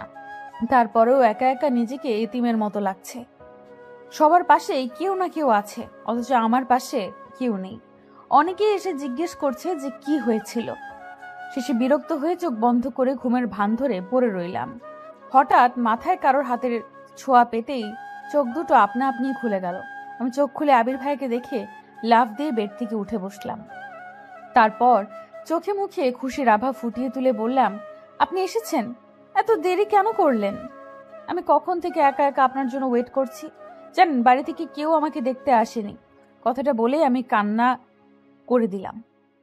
আমাকে কান্না করা দেখে আবির ভাইয়া আমার মাথায় হাত বুলিয়ে দিতে দিতে বলল, গাধি, তুই বাড়ি থেকে পালিয়ে এসেছিস। ধরতে গেলে বিয়ের আসর থেকে বাড়ির সবাই ভীষণ রেগে আছে। ছেলে পক্ষকে জানিয়েছে যে কিছু ঝামেলার কারণে আজ আর বিয়েটা হবে না। বাড়ির কেউ চায় না যে তোর পালিয়ে আসার ব্যাপারটা গ্রামের কেউ জানুক, তাই কেউ আসেনি। আমাকে বলেছে সন্ধ্যার পর তোকে নিয়ে বাড়ি ফিরতে। দিনের বেলায় গেলে সবার চোখে পড়লে নানা প্রশ্ন করবে। গ্রামের মানুষ বুঝিসই তো, তিলকে তাল বানাবে। তাই বলে আপনিও এত দেরি করে আসবেন? জানেন আমার এখানে কত খারাপ লাগছিল। আরে পাগলি, আমার তো তখনই ছুটে আসতে ইচ্ছে করছিল যখন শুনলাম যে তুই হাসপাতালে, কিন্তু ভাইবা শেষ না করে কি করে আসি বল। আর সাহিল ভাই আছে শুনে আরেকটু নিশ্চিত হলাম। আমি আর এখানে থাকবো না, আমি বাড়ি যাব। আমার ব্যাগ, টাকা, ফোন কিছুই নেই, সব নিয়ে গেছে। তুই ঠিক আছিস সেটাই আমার কাছে অনেক। সাহিল ভাইয়া বলেছে যে মেডিসিনের ডোজ একদম অল্প ছিল, কিছুদিন রেস্ট করলেই ঠিক হয়ে যাবি। এই তো একটু পরেই আমরা বের হব। কিছু খেয়েছিস? আমি নাসূচক মাথা নাড়ালাম। আবির ভাইয়া আমার পাশে রাখা খাবারগুলো দেখলেন, তারপর উনি নিজের আনা কমলার খোসা ছাড়িয়ে আমার মুখে পুরে দিলেন। ইচ্ছে না হলেও এবার আমি রাজরানীর মতো খেতে লাগলাম। এই প্রথম আবির ভাইয়া নিজ হাতে আমাকে কিছু খাইয়ে দিচ্ছে।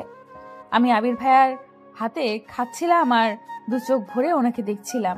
আবির ভাইয়ার চোখে চোখ পড়তেই লজ্জায় আমি নিজের চোখ নামিয়ে নিলাম। সন্ধ্যার আগেই সাহিল ভাইয়ার সাথে দেখা করে আমরা বাড়ির পথে রওনা দিচ্ছি। তখন সাহিল ভাইয়া আবির ভাইকে লক্ষ্য করে বলল, যে মেয়েটা তোমার কাছে আসার জন্য এত বড় রিস্ক নিল, তাকে কখনো কষ্ট দিও না আবির। এমন ভালোবাসা কোথাও পাবে বলে আমার মনে হয় না।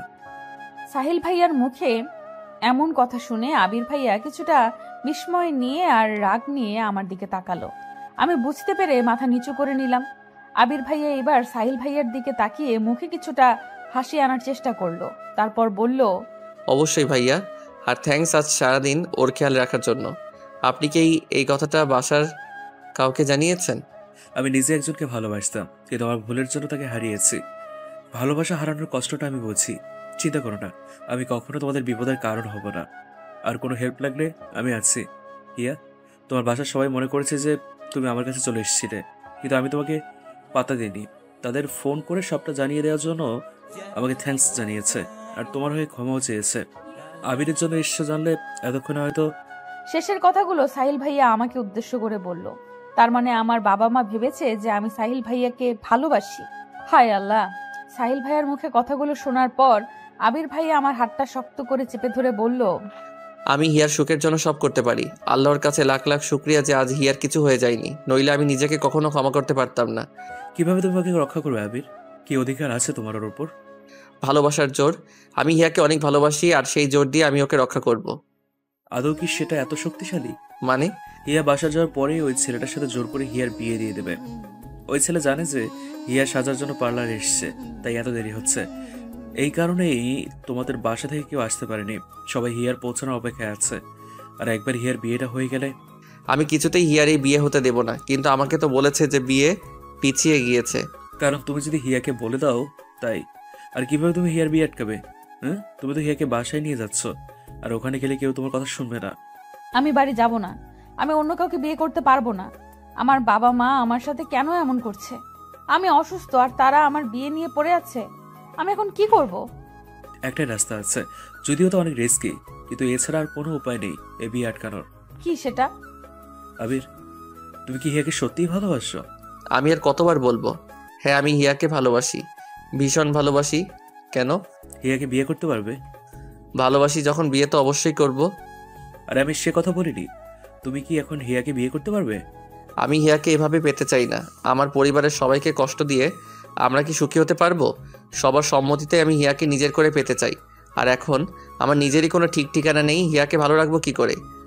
কিন্তু তোমার পরিবার যদি সেটা না চায়, তারা যদি তোমাদের বিয়েতে রাজি না হয়, অথবা তুমি প্রতিষ্ঠিত হওয়ার আগেই যদি হিয়া অন্য কারো হয়ে যায়, তখনও কি তুমি তোমার পরিবারের সম্মতির আশাতে থাকবে, নাকি দাঁড়িয়ে থেকে হিয়াকে অন্যের হাতে তুলে দেবে? কোনটা? আপনি নেগেটিভ কেন ভাবছেন? পজিটিভ ভাবুন। আমি আর হিয়া যদি দুজনকে পছন্দ করি, তাহলে তারা মেনে কেন নিবে না? আমরা তো বিয়ে করতে চাইছি, কোনো পাপ কাজ তো নয়। আর আমাদের চাওয়ার মধ্যে কোনো কলুষতা বা অপবিত্রতা নেই, তাহলে কেন তারা আমাদের ভালো চাইবে না? আমার বিশ্বাস আছে যে আমার পরিবার অবশ্যই আমার আর হিয়ার ভালোবাসাটা মেনে নিবে। আর যদি না নেয়? দেখুন, আমি হাসপাতালের মধ্যে আছি বলে কিছু বলছি না, আমাকে রাগাবেন না। আপনি বারবার একই ভুল কেন আওড়াচ্ছেন? কারণ তোমার মতো ভুল বিশ্বাস আমারও ছিল আবির। আমিও ভেবেছিলাম যে পরিবারের মানুষ আমাদের এত ভালোবাসে, তাহলে আমাদের সুখের কথা ভেবে অবশ্যই আমাদের কথাই শুনবে, আমাদের পছন্দ মতো আমাদের জীবন বাছাই করতে দেবে।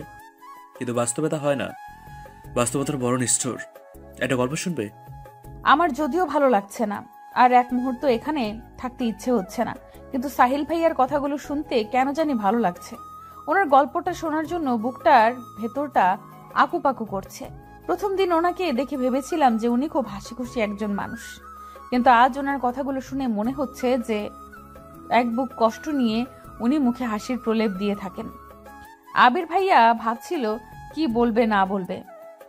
আমি শরীরের সবটুকু শক্তি দিয়ে জোর করে বলে উঠলাম, আমি শুনবো।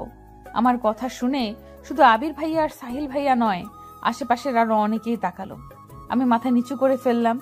সাহিল ভাইয়া আমাদের উদ্দেশ্য করে বলল, আমার রুমে চলো, ওখানে গিয়ে বসে শুনবে। আবির ভাইয়া আমার দিকে রাগি চোখে তাকালো।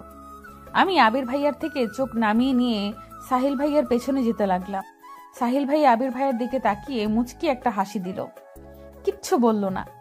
আবির ভাইয়াও উপায় না দেখে চুপচাপ আমাদের সাথে গেল। সাহিল ভাইয়ার রুমে বসার পর উনি ওনার গল্প বলা শুরু করলেন। অনেক বছর আগের কথা, আমি সবে কলেজে ভর্তি হয়েছি।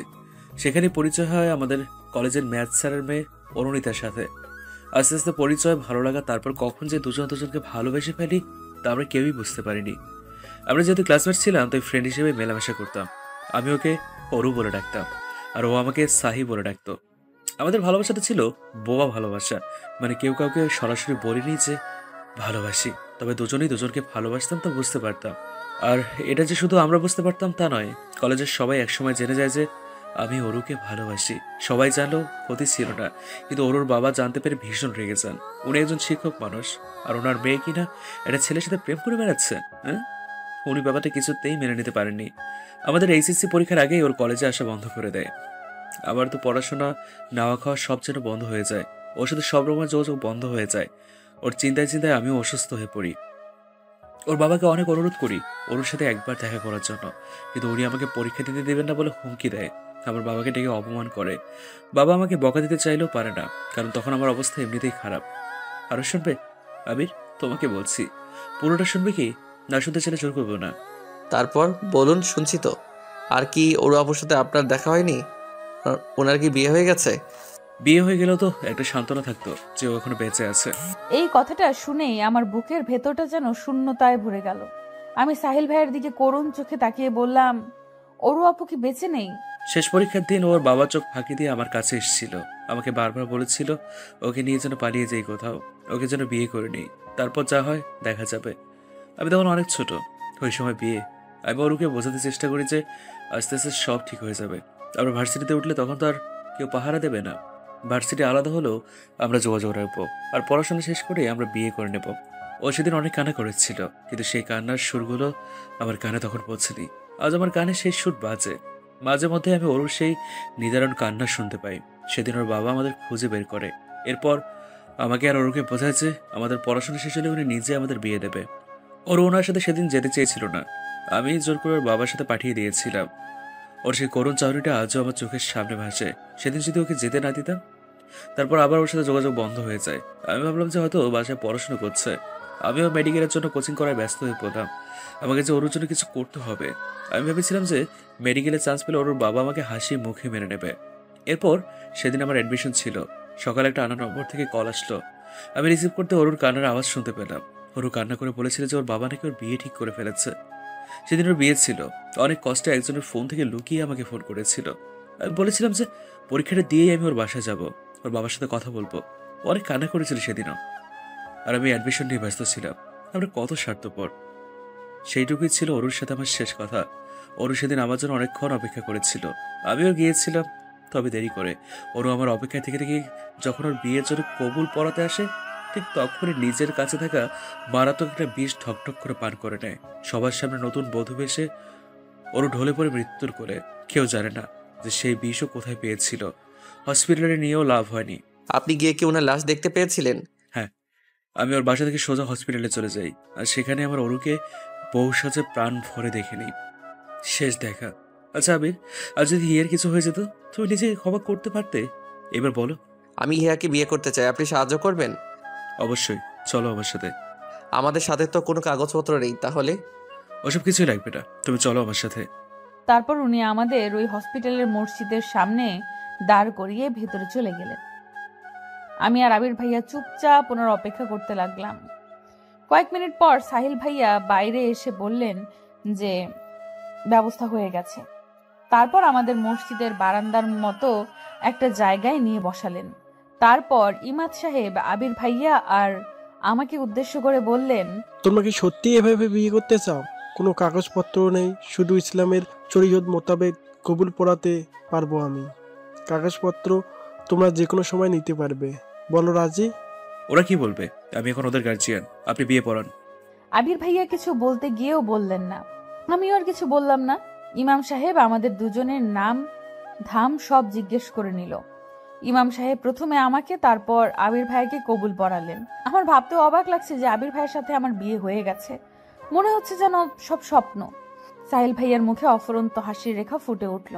আমি আর আবির ভাইয়া সাহিল ভাইয়াকে বিদায় জানিয়ে বাড়ির উদ্দেশ্যে রওনা হলাম। সন্ধ্যা হয়ে গেছে, রাস্তাঘাট অন্ধকার হতে শুরু করেছে, সাথে আমাদের আশাগুলো। জানি না বাড়িতে আমাদের জন্য নতুন কোনো ঝড় তুফান অপেক্ষা করছি কিনা। আমি আর আবির ভাইয়া বাসে উঠলাম। বাসে উঠেই আবির ভাইয়া বাড়িতে কল করে জানিয়ে দিল যে আমরা রওনা দিয়েছি। হালকা শীত পড়তে শুরু করেছে, আর এমনিতেও আমার শরীরটা অনেক খারাপ। বাসে উঠেই আমি সিটের সাথে হেলান দিয়ে বসলাম। আবির ভাইয়া আমার মাথাটা নিচের কাঁধের উপর নিয়ে বলল, বেশি খারাপ লাগলে চোখ বন্ধ করে রাখো, ভালো লাগবে। আমি চোখ দুটো বন্ধ করার সাথে সাথে ঘুম ঘুম পেতে লাগলো। কতক্ষণ কেটে গেছে জানি না। চোখ খুলে দেখি আবির ভাইয়া আমাকে জাগানোর জন্য ডাকছেন।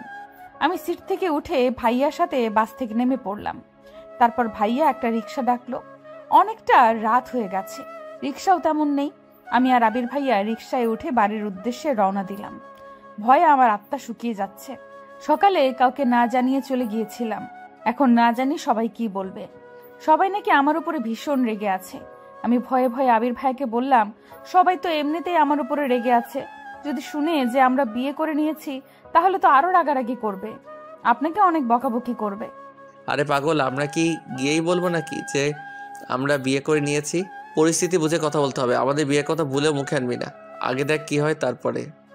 যদি সাহিল ভাইয়ার কথাই ঠিক হয়, ওই ছেলেটা যদি এখনো আমাদের বাড়িতেই থাকে আর আমি যাওয়ার সাথে সাথে আমাকে জোর করে বিয়ে দিয়ে দেয়। তুই এখন অনেক অসুস্থ, আর আমার মনে হয় না যে এই অবস্থায় বাড়ির সবাই তোর বিয়ে নিয়ে কথা বলবে।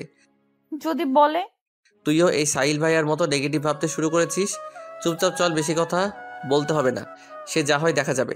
রিক্সা থেকে নামতেই দেখতে পেলাম যে হিমা আর আমার মা গেটের সামনে দাঁড়িয়ে আছে। আমাকে দেখেই হিমা দৌড়ে আসলো, তারপর কান্না করতে করতে বলল, তুই কাউকে কিছু না বলে কোথায় গিয়েছিলি? আমরা তোকে কত খুঁজেছি জানিস? সবাই কত চিন্তা করছিল যদি তোর কিছু হয়ে যেত। ভাগ্যিস সাহিল ভাই ফোন করেছিল, আর একটু দেরি হলেই তো বড় কাকা পুলিশের কাছে যেতে চলেছিল। যদিও এইটুকু বলতেই মা হিমাকে থামিয়ে দিয়ে আমাকে বাড়ির মধ্যে টেনে নিয়ে গেলেন। তারপর জিজ্ঞেস করলো, তুই ঠিক আছিস তো? তোর বাবা আর কাকারা কিন্তু ভীষণ রেগে আছে, একটা কথা বলবি না। গিয়ে কি লাভ হলো? দেখলি তো, মা বাবা ছাড়া কেউ আপন হয় না। এবার লক্ষ্মী মেয়ের মতো আমাদের পছন্দের ছেলেকে বিয়ে করে নিবি। আমার প্রচন্ড রাগ হচ্ছে মায়ের কথা শুনে। আমি বাইরে থেকে আসলাম, এত বড় একটা ঘটনা ঘটে গেল, তারপরেও মা সেই বিয়ে দেওয়া নিয়েই পড়ে আছে। আমি কিছুটা রেগে গিয়ে বললাম, মা তুমি আমার চিন্তা করা বাদ দিয়ে এখনো বিয়ের চিন্তা করছো? আমি বলছি তো আমি অন্য কাউকে বিয়ে করতে পারবো না। মা আমাকে আবির ভাইয়াদের বসার ঘরে নিয়ে গেল, আর ওখানে বাবা কাকারা চাচিরা সবাই ছিল। আমার শেষের কথাটা এত জোরে বলেছি যে সবাই সেটা শুনতে পেয়েছে। আমার কথাটা শুনেই বাবা বলে উঠলেন, ছি হিয়া, তুই আমার মেয়ে হয়ে আমার মান মর্যাদা সব মাটির সাথে মিশিয়ে দিলি। তোর একবারও আমার কথা মনে হলো না? এখনো তুই ওই ছেলেটার কথাই বলছিস? তোর লজ্জা করছে না? প্রথমে অভিক আর তারপর তুই চুপ করবি একটু? মেয়েটাকে আগে আসতে দে, তারপর সিদ্ধান্ত নেওয়া যাবে। বাড়ি যখন ফিরে এসেছে তখন আর চিন্তা কি? এইসব কথা যেন বাড়ির বাইরে না যায়। বড় কাকা কথাগুলো সবাইকে উদ্দেশ্য করেই বলল। আবির ভাইয়াও এখানে চলে এসেছে, কিন্তু অভিক ভাইয়ার কথা এখানে কোথা থেকে আসলো আমি তাই বুঝতে পারছিলাম না। আমি অবাক হয়ে জিজ্ঞেস করলাম, অভিক ভাইয়ার কি হয়েছে? ঠিক আছে তো? আমার ছেলেকে নিয়ে তো চিন্তা না করলেও চলবে। আমার ছেলের আবার কি হবে? ও ভালোই আছে। তুই অভিককে যে চিঠি দিয়েছিলি সেটা সবাই দেখে নিয়েছে, এই জন্য সবাই এত রেগে গেছে তোর ওপরে, আর বিয়ে দেওয়ার জন্য উঠে পড়ে লেগেছে। তুই এমন কাজ কেন করলি মা? বলেই কান্না শুরু করে দিল মা।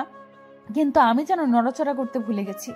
অভিক ভাইয়াকে দেওয়া চিঠির জন্যই সবাই আমার সাথে এত খারাপ ব্যবহার করছে, কিন্তু অভিক ভাইয়ের চিঠিটা এদের হাতে কি করে পৌঁছালো?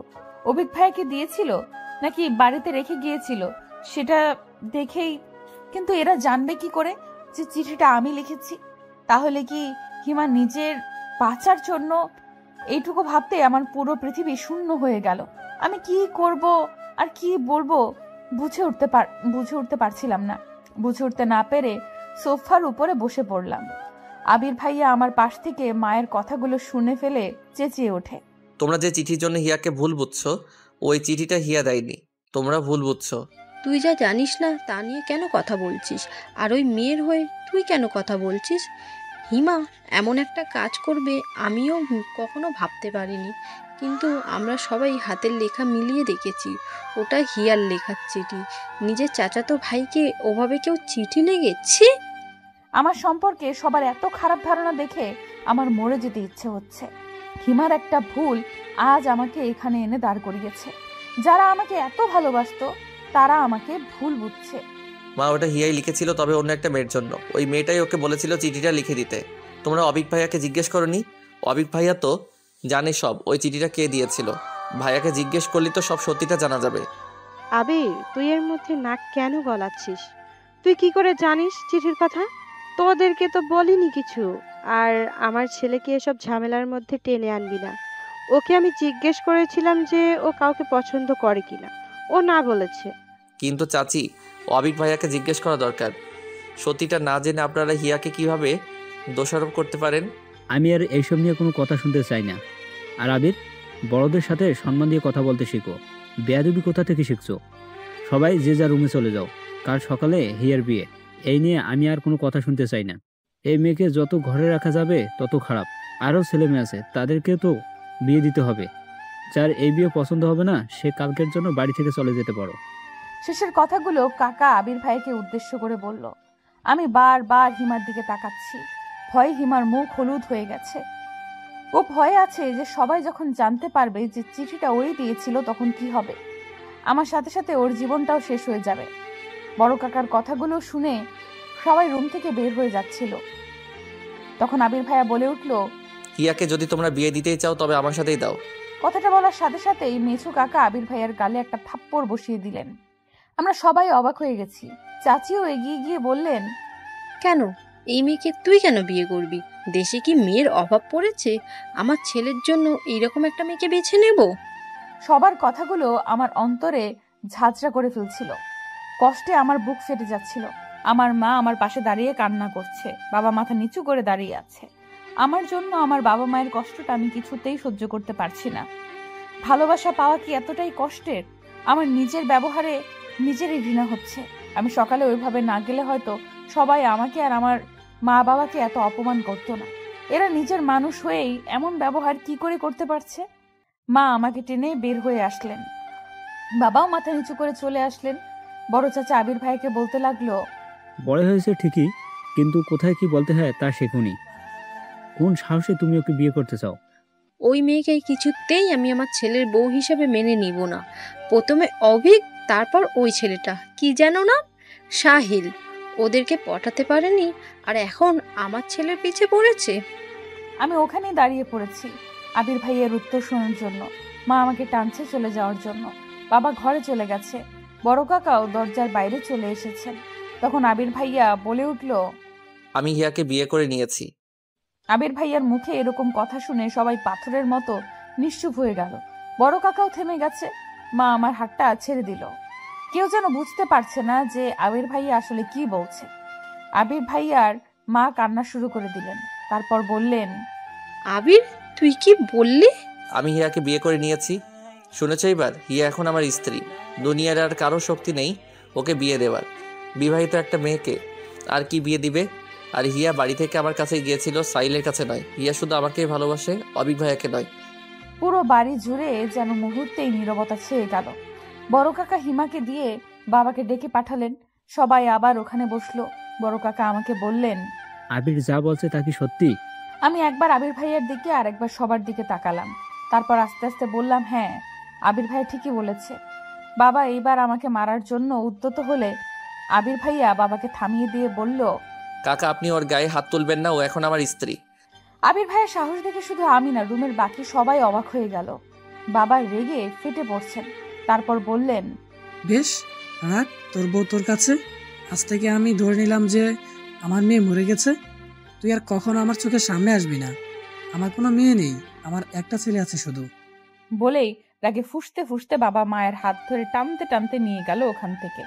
বাকি সবাই আমাকে আর আবির ভাইয়াকে দেখছে। আবির ভাইয়ার মা মনে হচ্ছে আমাকে এক্ষুনি চিবিয়ে খাবে। চাচির এমন রূপ আমি জীবনেও দেখিনি। কি হবে এখন? আমার নিজের বাবা আমাকে মেনে নিচ্ছে না। আমার কলিজাটা ছিন্ন ভিন্ন হয়ে যাচ্ছে। আবির ভাইয়ার পরিবার কি আমায় মেনে নেবে, নাকি আমার জীবনে আসতে চলেছে একটা কালো অধ্যায় যার কোনো শেষ নেই? আমি এত বড় একটা ভুল কি করে করলাম? পুরো পরিবারটা ভেঙে গুড়িয়ে দিলাম। এখন আমি কি করব? আমার এখন কি করা উচিত? আমাকে আর আবির ভাইয়াকে রেখে এক এক করে সবাই চলে গেল। হিমা ওখানে দাঁড়িয়ে ছিল ভীত মুখে। চাচি ওকে টেনে নিয়ে গেল আর আমাকে উদ্দেশ্য করে বলল, তুই একদম হিমার কাছে ঘেসবি না। তোকে নিজের মেয়ের মতো ভাবতাম, আর তুই আমার ছেলের জীবনটা নষ্ট করে দিলি। আর শুধু তোর জন্য আমার আবির আমাদের সাথে এমন ব্যবহার করছে। আমি কোনো দিনও তোকে ক্ষমা করব না। কথাগুলো বলেই চাচি ওখান থেকে চলে গেল। আবির ভাইয়া চুপ করে আছে। আমার বুক ফেটে কান্না পাচ্ছে। একবার আবির ভাইয়ার মুখের দিকে তাকাতেই বুকের ভেতরটায় আরো হাহাকার করে উঠল। আমার জন্য আবির ভাইয়াকেও এত কথা শুনতে হচ্ছে। আমি যেন এসব আর দেখতে পারছি না। খুব ইচ্ছে হচ্ছে এখান থেকে দূরে কোথাও চলে যেতে, যেখানে এই পরিচিত মুখগুলো অচেনা রূপ থাকবে না। সবাই বের হয়ে যেতেই আমি ছুটে আমাদের ঘরের সামনে গিয়ে দরজা ধাক্কাতে লাগলাম আর শুকনো কণ্ঠে মা বাবাকে ডাকতে লাগলাম। আমাকে ওভাবে ছুটতে দেখে আবির ভাইয়াও আমার পিছু আসলো। আমি দরজা ধাক্কাচ্ছিলাম, তখন বাবা মাকে উদ্দেশ্য করে জোরে সোরে বলতে লাগলো, ওই মেয়েকে আমার ঘরের সামনে থেকে চলে যেতে বলো। আমার ঘরের দরজা আজ থেকে ওর জন্য চিরদিনের জন্য বন্ধ। যে মেয়ের জন্য এত অপমান হতে হয় সেই মেয়ে আমার লাগবে না। কাল থেকে যেন ও আমার চোখের সামনে না আসে। যেখানে খুশি যাক। আর এখন তো ওর স্বামী আছে, সে এখন কোথায়? নিজের বউয়ের খেয়াল রাখছে না কেন? কথাগুলো শুনেই আবির ভাইয়া রেগে গিয়ে আমাকে টানতে টানতে তার ঘরে নিয়ে গেল। আমি নির্লিপ্ত গলায় বললাম, সবাই আমাকে এত ঘৃণা কেন করছে? আমি মারা গেলেই ভালো হতো, তাই না ভাইয়া? আমি এই কথা বলার সাথে সাথেই আবির ভাইয়া ওনার হাত দিয়ে আমার মুখ চেপে ধরলেন। তারপর একটা ধমক দিয়ে বললেন, আর একবার ওইসব আজে বাজে কথা মুখে আনবি না। তোর কিছু হয়ে গেলে আমি কি করব? আর ভাইয়া কি? হ্যাঁ, এখন থেকে আর কখনো যেন ভাইয়া না শুনি। তোর জন্য আমি নিজের মানুষগুলোর সাথে এভাবে লড়ছি, আর তুই এসব কথা বলছিস। জানি না এদের কবে বোঝাতে পারবো। এমন সময় দরজায় কেউ ধাক্কা দিচ্ছিল। আবির ভাইয়া আমাকে বিছানায় বসিয়ে রেখে দরজা খুলতেই মেজু কাকা বললেন, আজকের রাতটা থাকতে দিলাম, কাল সকালে যেন আমি ওই মেয়েটাকে আমার বাড়িতে না দেখি। আশা করি আমার কথাটা বুঝতে পেরেছিস। চাচ্ছু, আমি এখানে আমার ছেলের সাথে কথা বলছি। বাবা, ওকে নিয়ে আমি এখন কোথায় যাব? তুমি এভাবে আমাদের বের করে দিলে আমাদের রাস্তায় যাওয়া ছাড়া আর কোনো উপায় থাকবে না। প্লিজ বাবা। আমি তো তোকে কোথাও যেতে বলিনি, কিন্তু ওই মেয়েটার জন্য এই বাড়িতে কোনো জায়গা নেই। ওকে ওর বাড়িতে ফিরিয়ে দিবি। কিভাবে দিবি সেটা নিশ্চয়ই আর বলে দিতে হবে না। বাবা, আমি ওকে বিয়ে করে নিয়েছি, ও এখন থেকে আমার সাথেই থাকবে। তাহলে আমার আর কিছু করার নেই। তোর মতো অবাধ্য ছেলের আমার দরকার নেই। আর একটা কথা শুনে রাখ, এখন থেকে আমি আর তোর পড়াশোনার খরচ দিতে পারবো না। যে মানুষ বউ চালাতে পারে সে পড়ার খরচটাও জোগাতে পারবে। বলে দরজাটা খট করে ধাক্কা দিয়ে বের হয়ে গেল কাকা। আবির বিষণ্ণ মুখে আমার পাশে বসে পড়ল। আমি আর বসে থাকতে পারছিলাম না। আজ সারাদিন আমার কিভাবে কেটেছে তা ভুলেই গেছিলাম। তা মনে পড়তেই মাথাটা ঝিমঝিম করতে লাগলো। আমি আবিরের বিছানায় শুয়ে কপালে হাত দিলাম। দেখি শরীরের উত্তাপে আমার হাত পুড়ে যাওয়ার মতো অবস্থা। আমি আবিরকে কিচ্ছু বললাম না।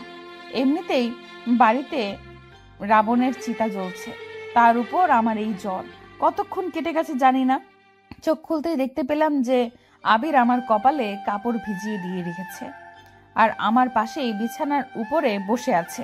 আমি চোখ খুলতেই হন্তদন্ত হয়ে বলল, এখন কেমন লাগছে? ঘুম হয়েছে কি একটু? কিছু খেয়ে ওষুধটা খেয়ে নেন। আমি মাথাটা তোলার চেষ্টা করে ব্যর্থ হলাম। আবির নিজে আমার মাথার নিচে বালিশ দিয়ে আমাকে বসিয়ে দিল। তারপর খাবারের প্লেটটা আমার সামনে এনে নিজ হাতে মাখিয়ে বলল, দেখি এবার হা কর। ভাইয়া সরি, মানে আমি বলছিলাম যে আপনি আমার মাকে একটু ডেকে দিন, আপনি ঘুমিয়ে পড়ুন, আর আমার হাত দিয়ে আমি খেতে পারবো। আর এত রাতে আপনি খাবার আর ওষুধ কোথায় পেলেন? হিমা দিয়েছে। আর দেখ হিয়া, এখন তুই অসুস্থ, একদম বেশি কথা বলবি না। তোর মা এখন ঘুমিয়ে পড়েছে, চুপচাপ খেয়ে ওষুধটা খেয়ে ঘুমিয়ে পড়। আমি আর কিছু না বলে বাধ্য মেয়ের মতো খাবারটা খেতে লাগলাম। তারপর আব্দুলকে উদ্দেশ্য করে বললাম, আপনি কি কিছু খেয়েছেন? আমাকে নিয়ে তোর চিন্তা করতে হবে না, আমার অভ্যাস আছে। আপনিও খান আমার সাথে। আপনি না খেলে আমিও আর খাবো না। হিয়া, জিদ না করে খেয়ে নে, অনেক রাত, এখন বেশি কথা বলিস না। অবশেষে আমার জিদের কাছে আবির হেরে গেল আর ও নিজেও আমার সাথে খেয়ে নিল। তারপর আমি ওষুধ খেয়ে কখন ঘুমিয়ে পড়েছি মনে নেই। সকালের আলো ফুটেছে মাত্র। আমার শরীরটা এখন অনেকটা সুস্থ। আমি বাথরুম থেকে ফ্রেশ হয়ে এসে দেখি যে আবির ঘুমাচ্ছে। আমি ওনার মায়াবী মুখটার দিকে অপলক দৃষ্টিতে তাকিয়ে আছি। এমন সময় দরজায় ধাক্কার আওয়াজে আমি চমকে ঘুম ভাঙে। আমি দরজা খুলতেই হিমা হন্তদন্ত হয়ে রুমে প্রবেশ করেই আশেপাশে দেখে দরজাটা বন্ধ করে দেয়। আমি অবাক হয়ে জিজ্ঞেস করলাম, এত সকালে তুই? কি হয়েছে, এমন হাঁপাচ্ছিস কেন? তোর জ্বর তো এখন নেই। শোন, তোকে যা বলতে এসেছি, তুই কি সত্যি আবির ভাইকে ভালোবাসিস? না মানে আমি বলতে চাচ্ছিলাম যে, আমাদের দেখে তোর কি মনে হয় আমরা সবাইকে কষ্ট দিচ্ছি নাটক করার জন্য? তোর একটা চিঠি পুরো পরিবারকে ভেঙে দিচ্ছে, আর তুই আমাকে জিজ্ঞেস করছিস আমি তোর ভাইকে ভালোবাসি কিনা? তোকে বাঁচাতে আমরা চুপ করে আছি, আর তুই কিনা। সরি হিয়া পাখি, আমাকে মাফ করে দে। আমি বুঝতে পারিনি যে এই বিষয়টা এত দূর করাবে। তুই আমাকে হেল্প করেছিস আর আমি তোকে হেল্প করব না? তুই কি বলতে চাচ্ছিস সীমা? তুই আবির ভাইকে সত্যি ভালোবেসে থাকলে এখনই এখান থেকে চলে যা। হিমা, এসব তুই কি বলছিস? আমরা পালাবো কেন? এখন তো সবাই ব্যাপারটা জেনেই গেছে। আজ হোক আর কাল হোক সবাই মেনে নেবেই, আমরা তাদের সন্তান। বড় কাকা এসেছে, কি বলছিস শুনলে তুইও পালাতে চাইবি। কিরে হিমু, এত সকালে তুই? কিছু হয়েছে? ভাইয়া তুমি তাড়াতাড়ি উঠে রেডি হও। রেডি হব মানে কি বলছিস তুই এসব? হিয়াকে নিয়ে এক্ষুনি বাড়ি থেকে চলে যাও। হিমু, তুই কি পাগল হয়ে গেছিস নাকি? আর সবার মতো তুই আমাদের তাড়ানোর জন্য উঠে পড়ে লেগেছিস?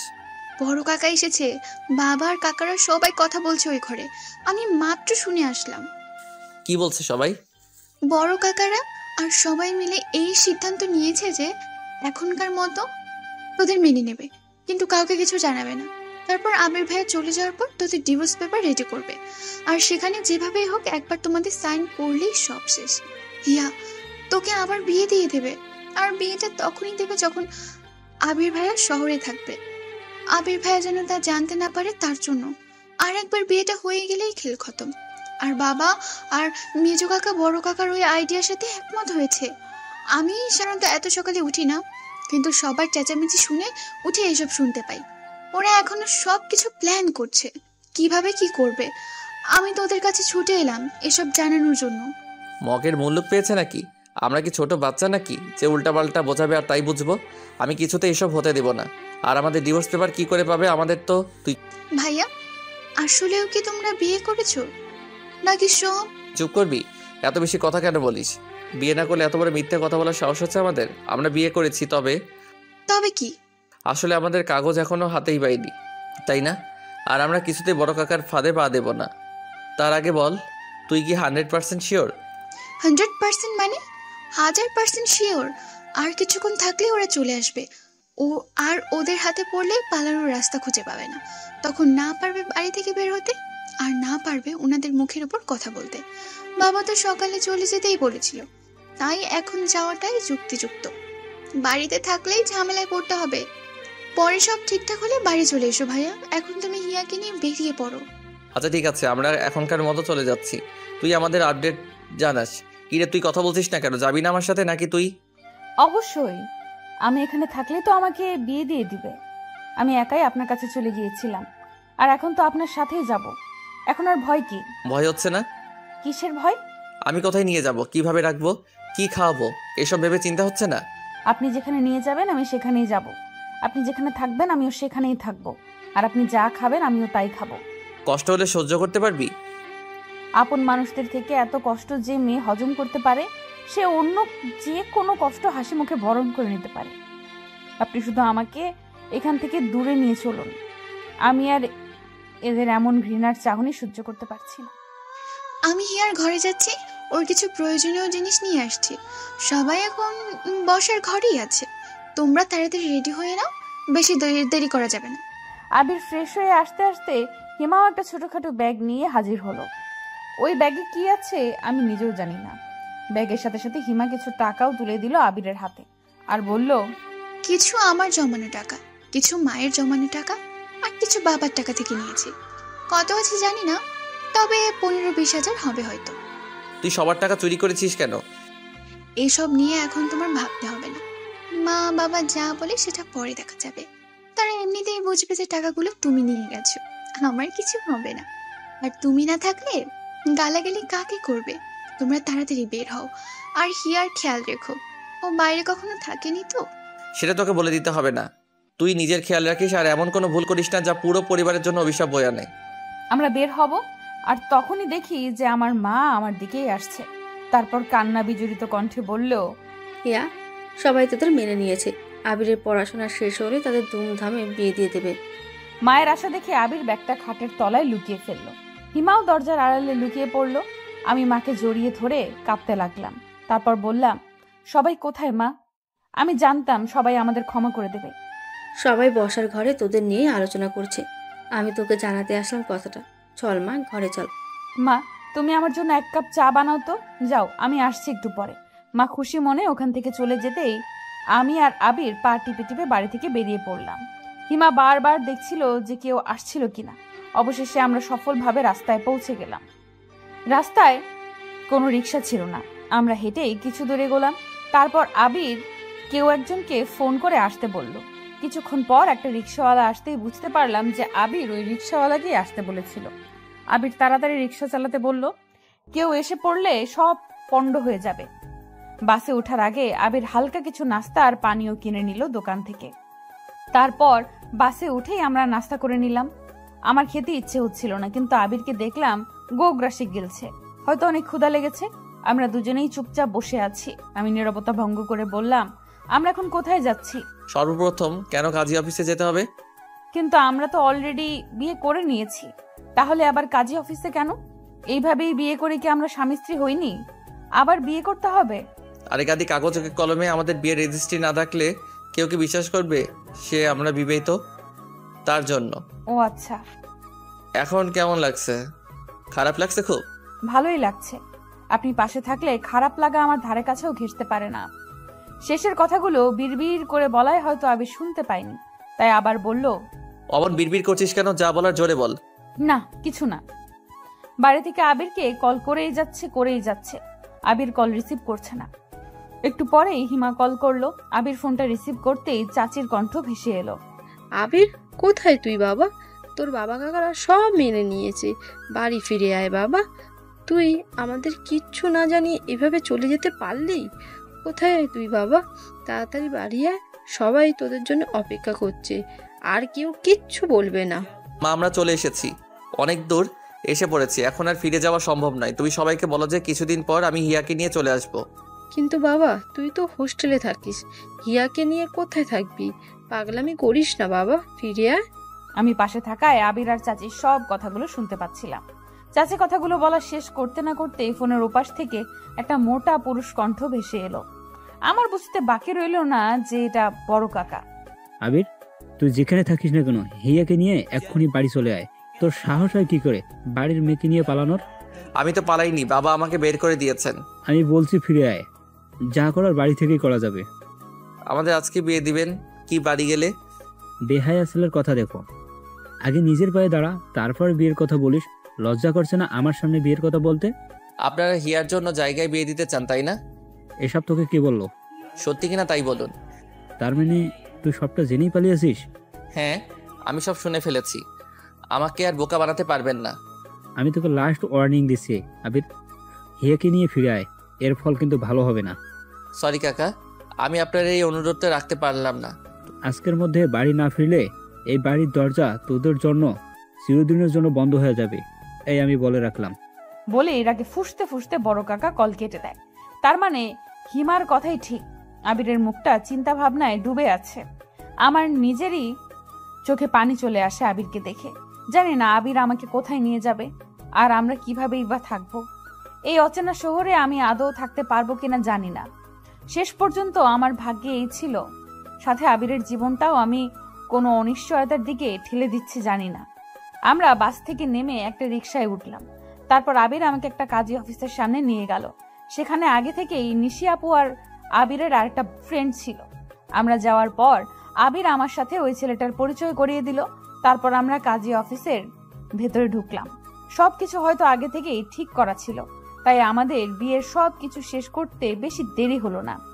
এর মধ্যে আমাদের বাড়ি থেকে কয়েকবার ফোন এসেছে, আবির রিসিভ করেনি। কাজী অফিস থেকে বের হতে প্রায় দুপুর হয়ে গেল। আমরা সবাই একটা রেস্টুরেন্টে বসে লাঞ্চ শেষ করলাম।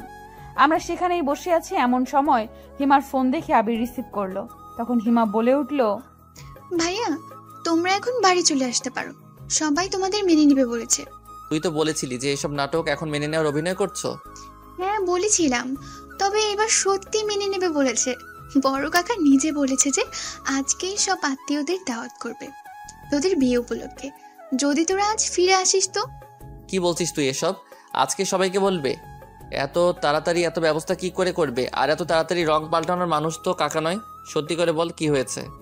মা বাবা কি বড় কাকাকে কিছু বলেছে? বাবার রাগ কমেছে? সবাই রাজি হয়েছে, তোর বাবাকে বড় কাকার কাছে যেতে হয়নি। বড় কাকা নিজেই ছোট কাকা আর বাবার কাছে এসে বলেছে তোদের বিয়ের ব্যাপারটা তাড়াতাড়ি সবাইকে জানাতে। রিয়েলি?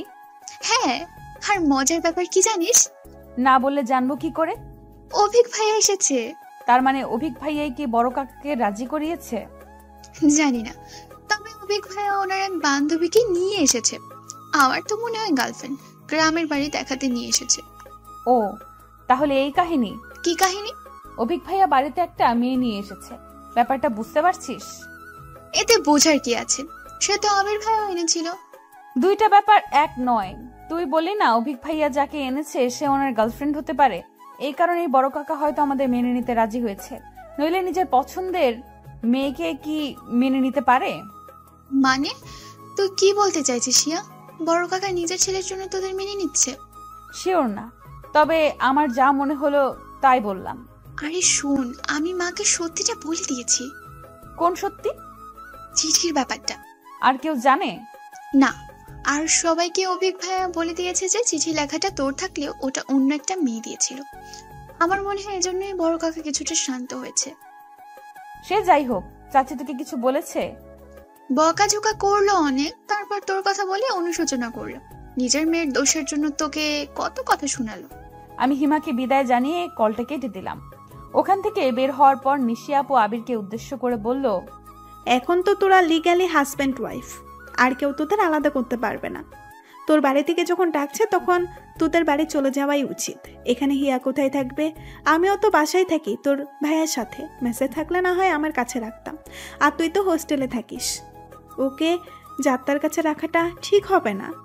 বাড়ি গেলে যদি আবার ঝামেলা হয়, আমার ভীষণ ভয় লাগছে। আমি হিয়াকে হারাতে চাই না। ধুর পাগল, একবার পারিবারিকভাবে তোদের বিয়ের খবরটা জানাজানি হয়ে গেলে আর কে কাকে বিয়ে দিবে? আজ তো যা, কোনো সমস্যা হলে না হয় আবার দুজন পালিয়ে আসিস। বিয়ের পরেই তো আর সহজে ডিভোর্স দেওয়া যায় না। আর নেক্সট টাইম তুই ফেরার সময় বাসা ঠিক করে তারপর হিয়াকে নিয়ে আসবি। ওকে একা ওখানে না রেখে আসলেই হবে। কিন্তু আমার তো পড়াশোনা আছে, হিয়াকে আমার সাথে কি পাঠাবে? আরে পাগল, আমিও তো পড়াশোনা করি। তোর ভাইয়া তো পড়াশোনা অবস্থাতেই বিয়ে করেছিল, এখন না হয় জব করে। কই, আমরা তো একসাথেই থাকি, তুই বুঝাবে সবাইকে।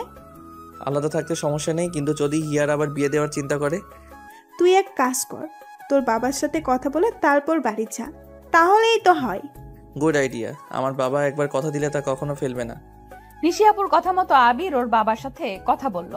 তারপর খুশিতে প্রায় লাফিয়ে উঠে বলল, বাবা রাজি হয়েছে, আমরা আজ ফিরলে সবাইকে আমাদের বিয়ের ব্যাপারটা জানিয়ে দেবে। আর এখানে বাসা দেখে হিয়াকে নিয়েও আসতে দেবে। আমি তো ভাবতেই পারিনি বাবা। সব বড় কাকার ভয়ে আমাদের সাথে এমন ব্যবহার শুরু করেছিল, এখন বড় কাকাই যখন রাজি তখন আর ভয় কি? তারপর আমরা নিশি আপু আর আবিরের আরেক বন্ধুকে বিদায় জানিয়ে বাড়ির পথে রওনা হলাম। সারা রাস্তা আমার ভীষণ চিন্তা হচ্ছে, বাড়ি গেলে কি হবে না হবে। আমি আবিরের কাঁধে মাথা রেখে চোখ দুটো বন্ধ করে রাখলাম। ঘুম আর আসলো না। কাল থেকে জার্নি করতে করতে আজকের জার্নিটা আর কিছু মনেই হচ্ছে না। আর আবির পাশে থাকায় আরো খারাপ লাগছে না। অনেক চিন্তা ভাবনা নিয়ে বাড়িতে ঢুকলাম আমি আর আবির। আজ সন্ধে না হলেও সন্ধ্যের কাছাকাছি। আমাকে দেখে আমার খালাতো বোন ছুটে আসলো। ওকে দেখে আমি কিছুটা অবাক হয়ে গেলাম। আর অবাক হলাম যখন দেখলাম আমাদের বাড়ি আর আবিরদের বাড়ি ভর্তি মানুষ, বাইরের কেউ না। আমার নানা বাড়ি, আবিরের নানা বাড়ি আর আমার ফুপুর বাড়ির সবাই এসেছে। আমাদের পরিবারটা আসলে অনেক বড়, তাই মনে হচ্ছে যে পুরো একটা অনুষ্ঠান বাড়ি। আমি আর আবির আস্তে আস্তে চারপাশে দেখে অবাক হয়ে গেলাম। কিরে হিয়া, কোন কোচিং এ ভর্তি হলি? কোথায় আবার? উদ্ভাস কোচিং সেন্টারে। হিয়া ভেতরে চল, ও কেবল বাইরে থেকে আসলো আর তুই প্রশ্ন শুরু করে দিলি। তারপর আমাকে টেনে টুনে আমার রুমে নিয়ে গিয়েই দরজা লাগিয়ে দিল হিমা। তারপর বলল, তোকে তো এখন আরেকটা কথাই বলা হয়নি। আবার কি কথা? আর সুমি কোচিং এর কথা কেন জিজ্ঞেস করলো? কারণ সবাই জানে যে তুই কোচিং সেন্টারে ভর্তি হওয়ার জন্য শহরে গিয়েছিস আবির ভাইয়ের সাথে। ও এই কথা? শুধু তাই নয়, সবাইকে এইটা বলেছে যে তোর আর আবির ভাইয়ের বিয়েটা পরিবার থেকেই ঠিক করেছে। সত্যি? আমরা যে বিয়ে করে নিয়েছি এটা কাউকে বলেনি? না, বড় কাকা বলেছে যে বাড়ির মান সম্মান নষ্ট করে কি লাভ, এই বুদ্ধি। আর কোচিং? কোচিং বলবে না তো কি এটা বলবে যে ছেলে মেয়ে দুইটা পালিয়ে গেছে। আমাকে জোর করে বিয়ে দিতে না চাইলেই তো আর এসব হয় না। আর সবাই জানে যে তুই যেহেতু কোচিং করবি, ওখানে একা একা থাকা ভালো না, তাই এখনই আবির ভাইয়ের সাথে তোর বিয়ে দিয়ে দিয়েছে। আজকেই? পাগল হয়ে গেছিস মনে হচ্ছে, আজকাল জার্নি করে ক্লান্ত হস্তি মনে হচ্ছে। তুই বলতি? আজ সবাই এসেছে, কালকেই তোর আর আবির ভাইয়ের বিয়েটা সেরে ফেলবে। আমাদের তো অলরেডি বিয়ে হয়ে গেছে, আবার কি বিয়ে পড়াবে? তা আমি কি জানি। এমন সময় মা এসে দরজা ধাক্কাচ্ছিল। আমি গিয়ে দরজা খুলে দিতেই মা আমাকে জড়িয়ে ধরে কান্না করতে করতে বলল, তুই ঠিক আছিস তো? আমাকে চা বানাতে বলেই ফুরুত। আমার কত চিন্তা হচ্ছিল জানিস, যখন মা হবি তখন বুঝবি। রাতে নাকি জ্বর হয়েছিল, এখন ঠিক আছিস তো? মাকে এমন অস্থির হতে দেখে আমি তাকে শান্ত করে বললাম, মা দেখো আমি পুরোপুরি ঠিক আছি এখন, তুমি শুধু শুধু চিন্তা করছো। তারপর মায়ের সাথে আরো কিছুক্ষণ গল্প করে ফ্রেশ হলাম। রাতে আবিরের সাথে আর দেখা হলো না। পুরো বাড়ির লোকজনে ভর্তি। সারা রাত আমার যেন ঘুম হচ্ছে না কালকের কথা ভেবে। কাল সত্যি আমাদের পারিবারিক ভাবে বিয়ে হবে, মানে সবাই মেনে নেবে আর কি। আমি তো খুশিতে আটখানা। ভাবলাম আবিরকে একটা মেসেজ করি, তখনই মনে পড়লো যে আমার ফোন তো কালকেই ওই বুড়ি দাদি নিয়ে গেছে। তবে আমার সব কষ্ট সার্থক যে আবির এখন আমার স্বামী। আচ্ছা, আবিরও কি এখন আমার কথাই ভাবছে? এসব ভাবতে ভাবতে কখন ঘুমিয়ে পড়েছি মনে নেই। চারপাশে অনেক লোকজন, বেশি বড় না হলেও ভালোই আয়োজন করেছে আমাদের বিয়ের। অনেকেই কানাঘুষা করছে যে আমরা একে অপরকে পছন্দ করে বিয়ে করেছি। তারা তো ভুল কিছু বলছে না। ভাবতেই লজ্জা লাগে আমার বিয়ে পড়ানোর সময় সবাইকে বের করে দিয়ে শুধু বাবা ছিল, কারণ আমার বিয়ে তো অলরেডি হয়ে গেছে। শুধু ইমাম সাহেবকে গোপনে বিষয়টি জানিয়ে লোক দেখানো বিয়েটা সম্পূর্ণ হলো। হিমা আর আমার অন্যান্য কাজিনরা আমাকে নিয়ে আবিরের ঘরে বসে আছে, আর এক একজন মজা করে এক এক কথা বলছে, আর তা শুনে লজ্জায় নুইয়ে পড়ছি আমি। আবির রুমে ঢুকতেই সবাই বের হয়ে গেল, আর আমি চুপটি করে এক পাশে বসে আছি মাথা নিচু করে। কিরে, বরকে সালাম দিবি না? এত বড় হয়েছিস, ভদ্রতা কিছু শিখিসনি? আপনিও তো ভদ্রতা জানেন না। নতুন বউকে কেউ তুই করে বলে? তুই বলবো না তাহলে? তুমি করে বললে তুই মানিয়ে নিতে পারবি তো? আর পালাচ্ছিস কেন? পালানোর জন্য বুঝি বিয়ে করেছিস? তুমি করে না বললে আমি কিন্তু। আবির আমার থুতনিতে ধরে মুখটা উপরে তুলে বলল, আচ্ছা ঠিক আছে, আজ থেকে আমার মিষ্টি বউটাকে তুমি করেই বলবো। খুশি? আমি তো শুধু খুশি না, মহা খুশি। ভালোবাসার মানুষটিকে পেয়েছি, আর কি চাই। আজ থেকে যে শুরু হবে আমাদের দুই টোনাটুনির সংসার। সবাই আমাদের জন্য দোয়া করবেন।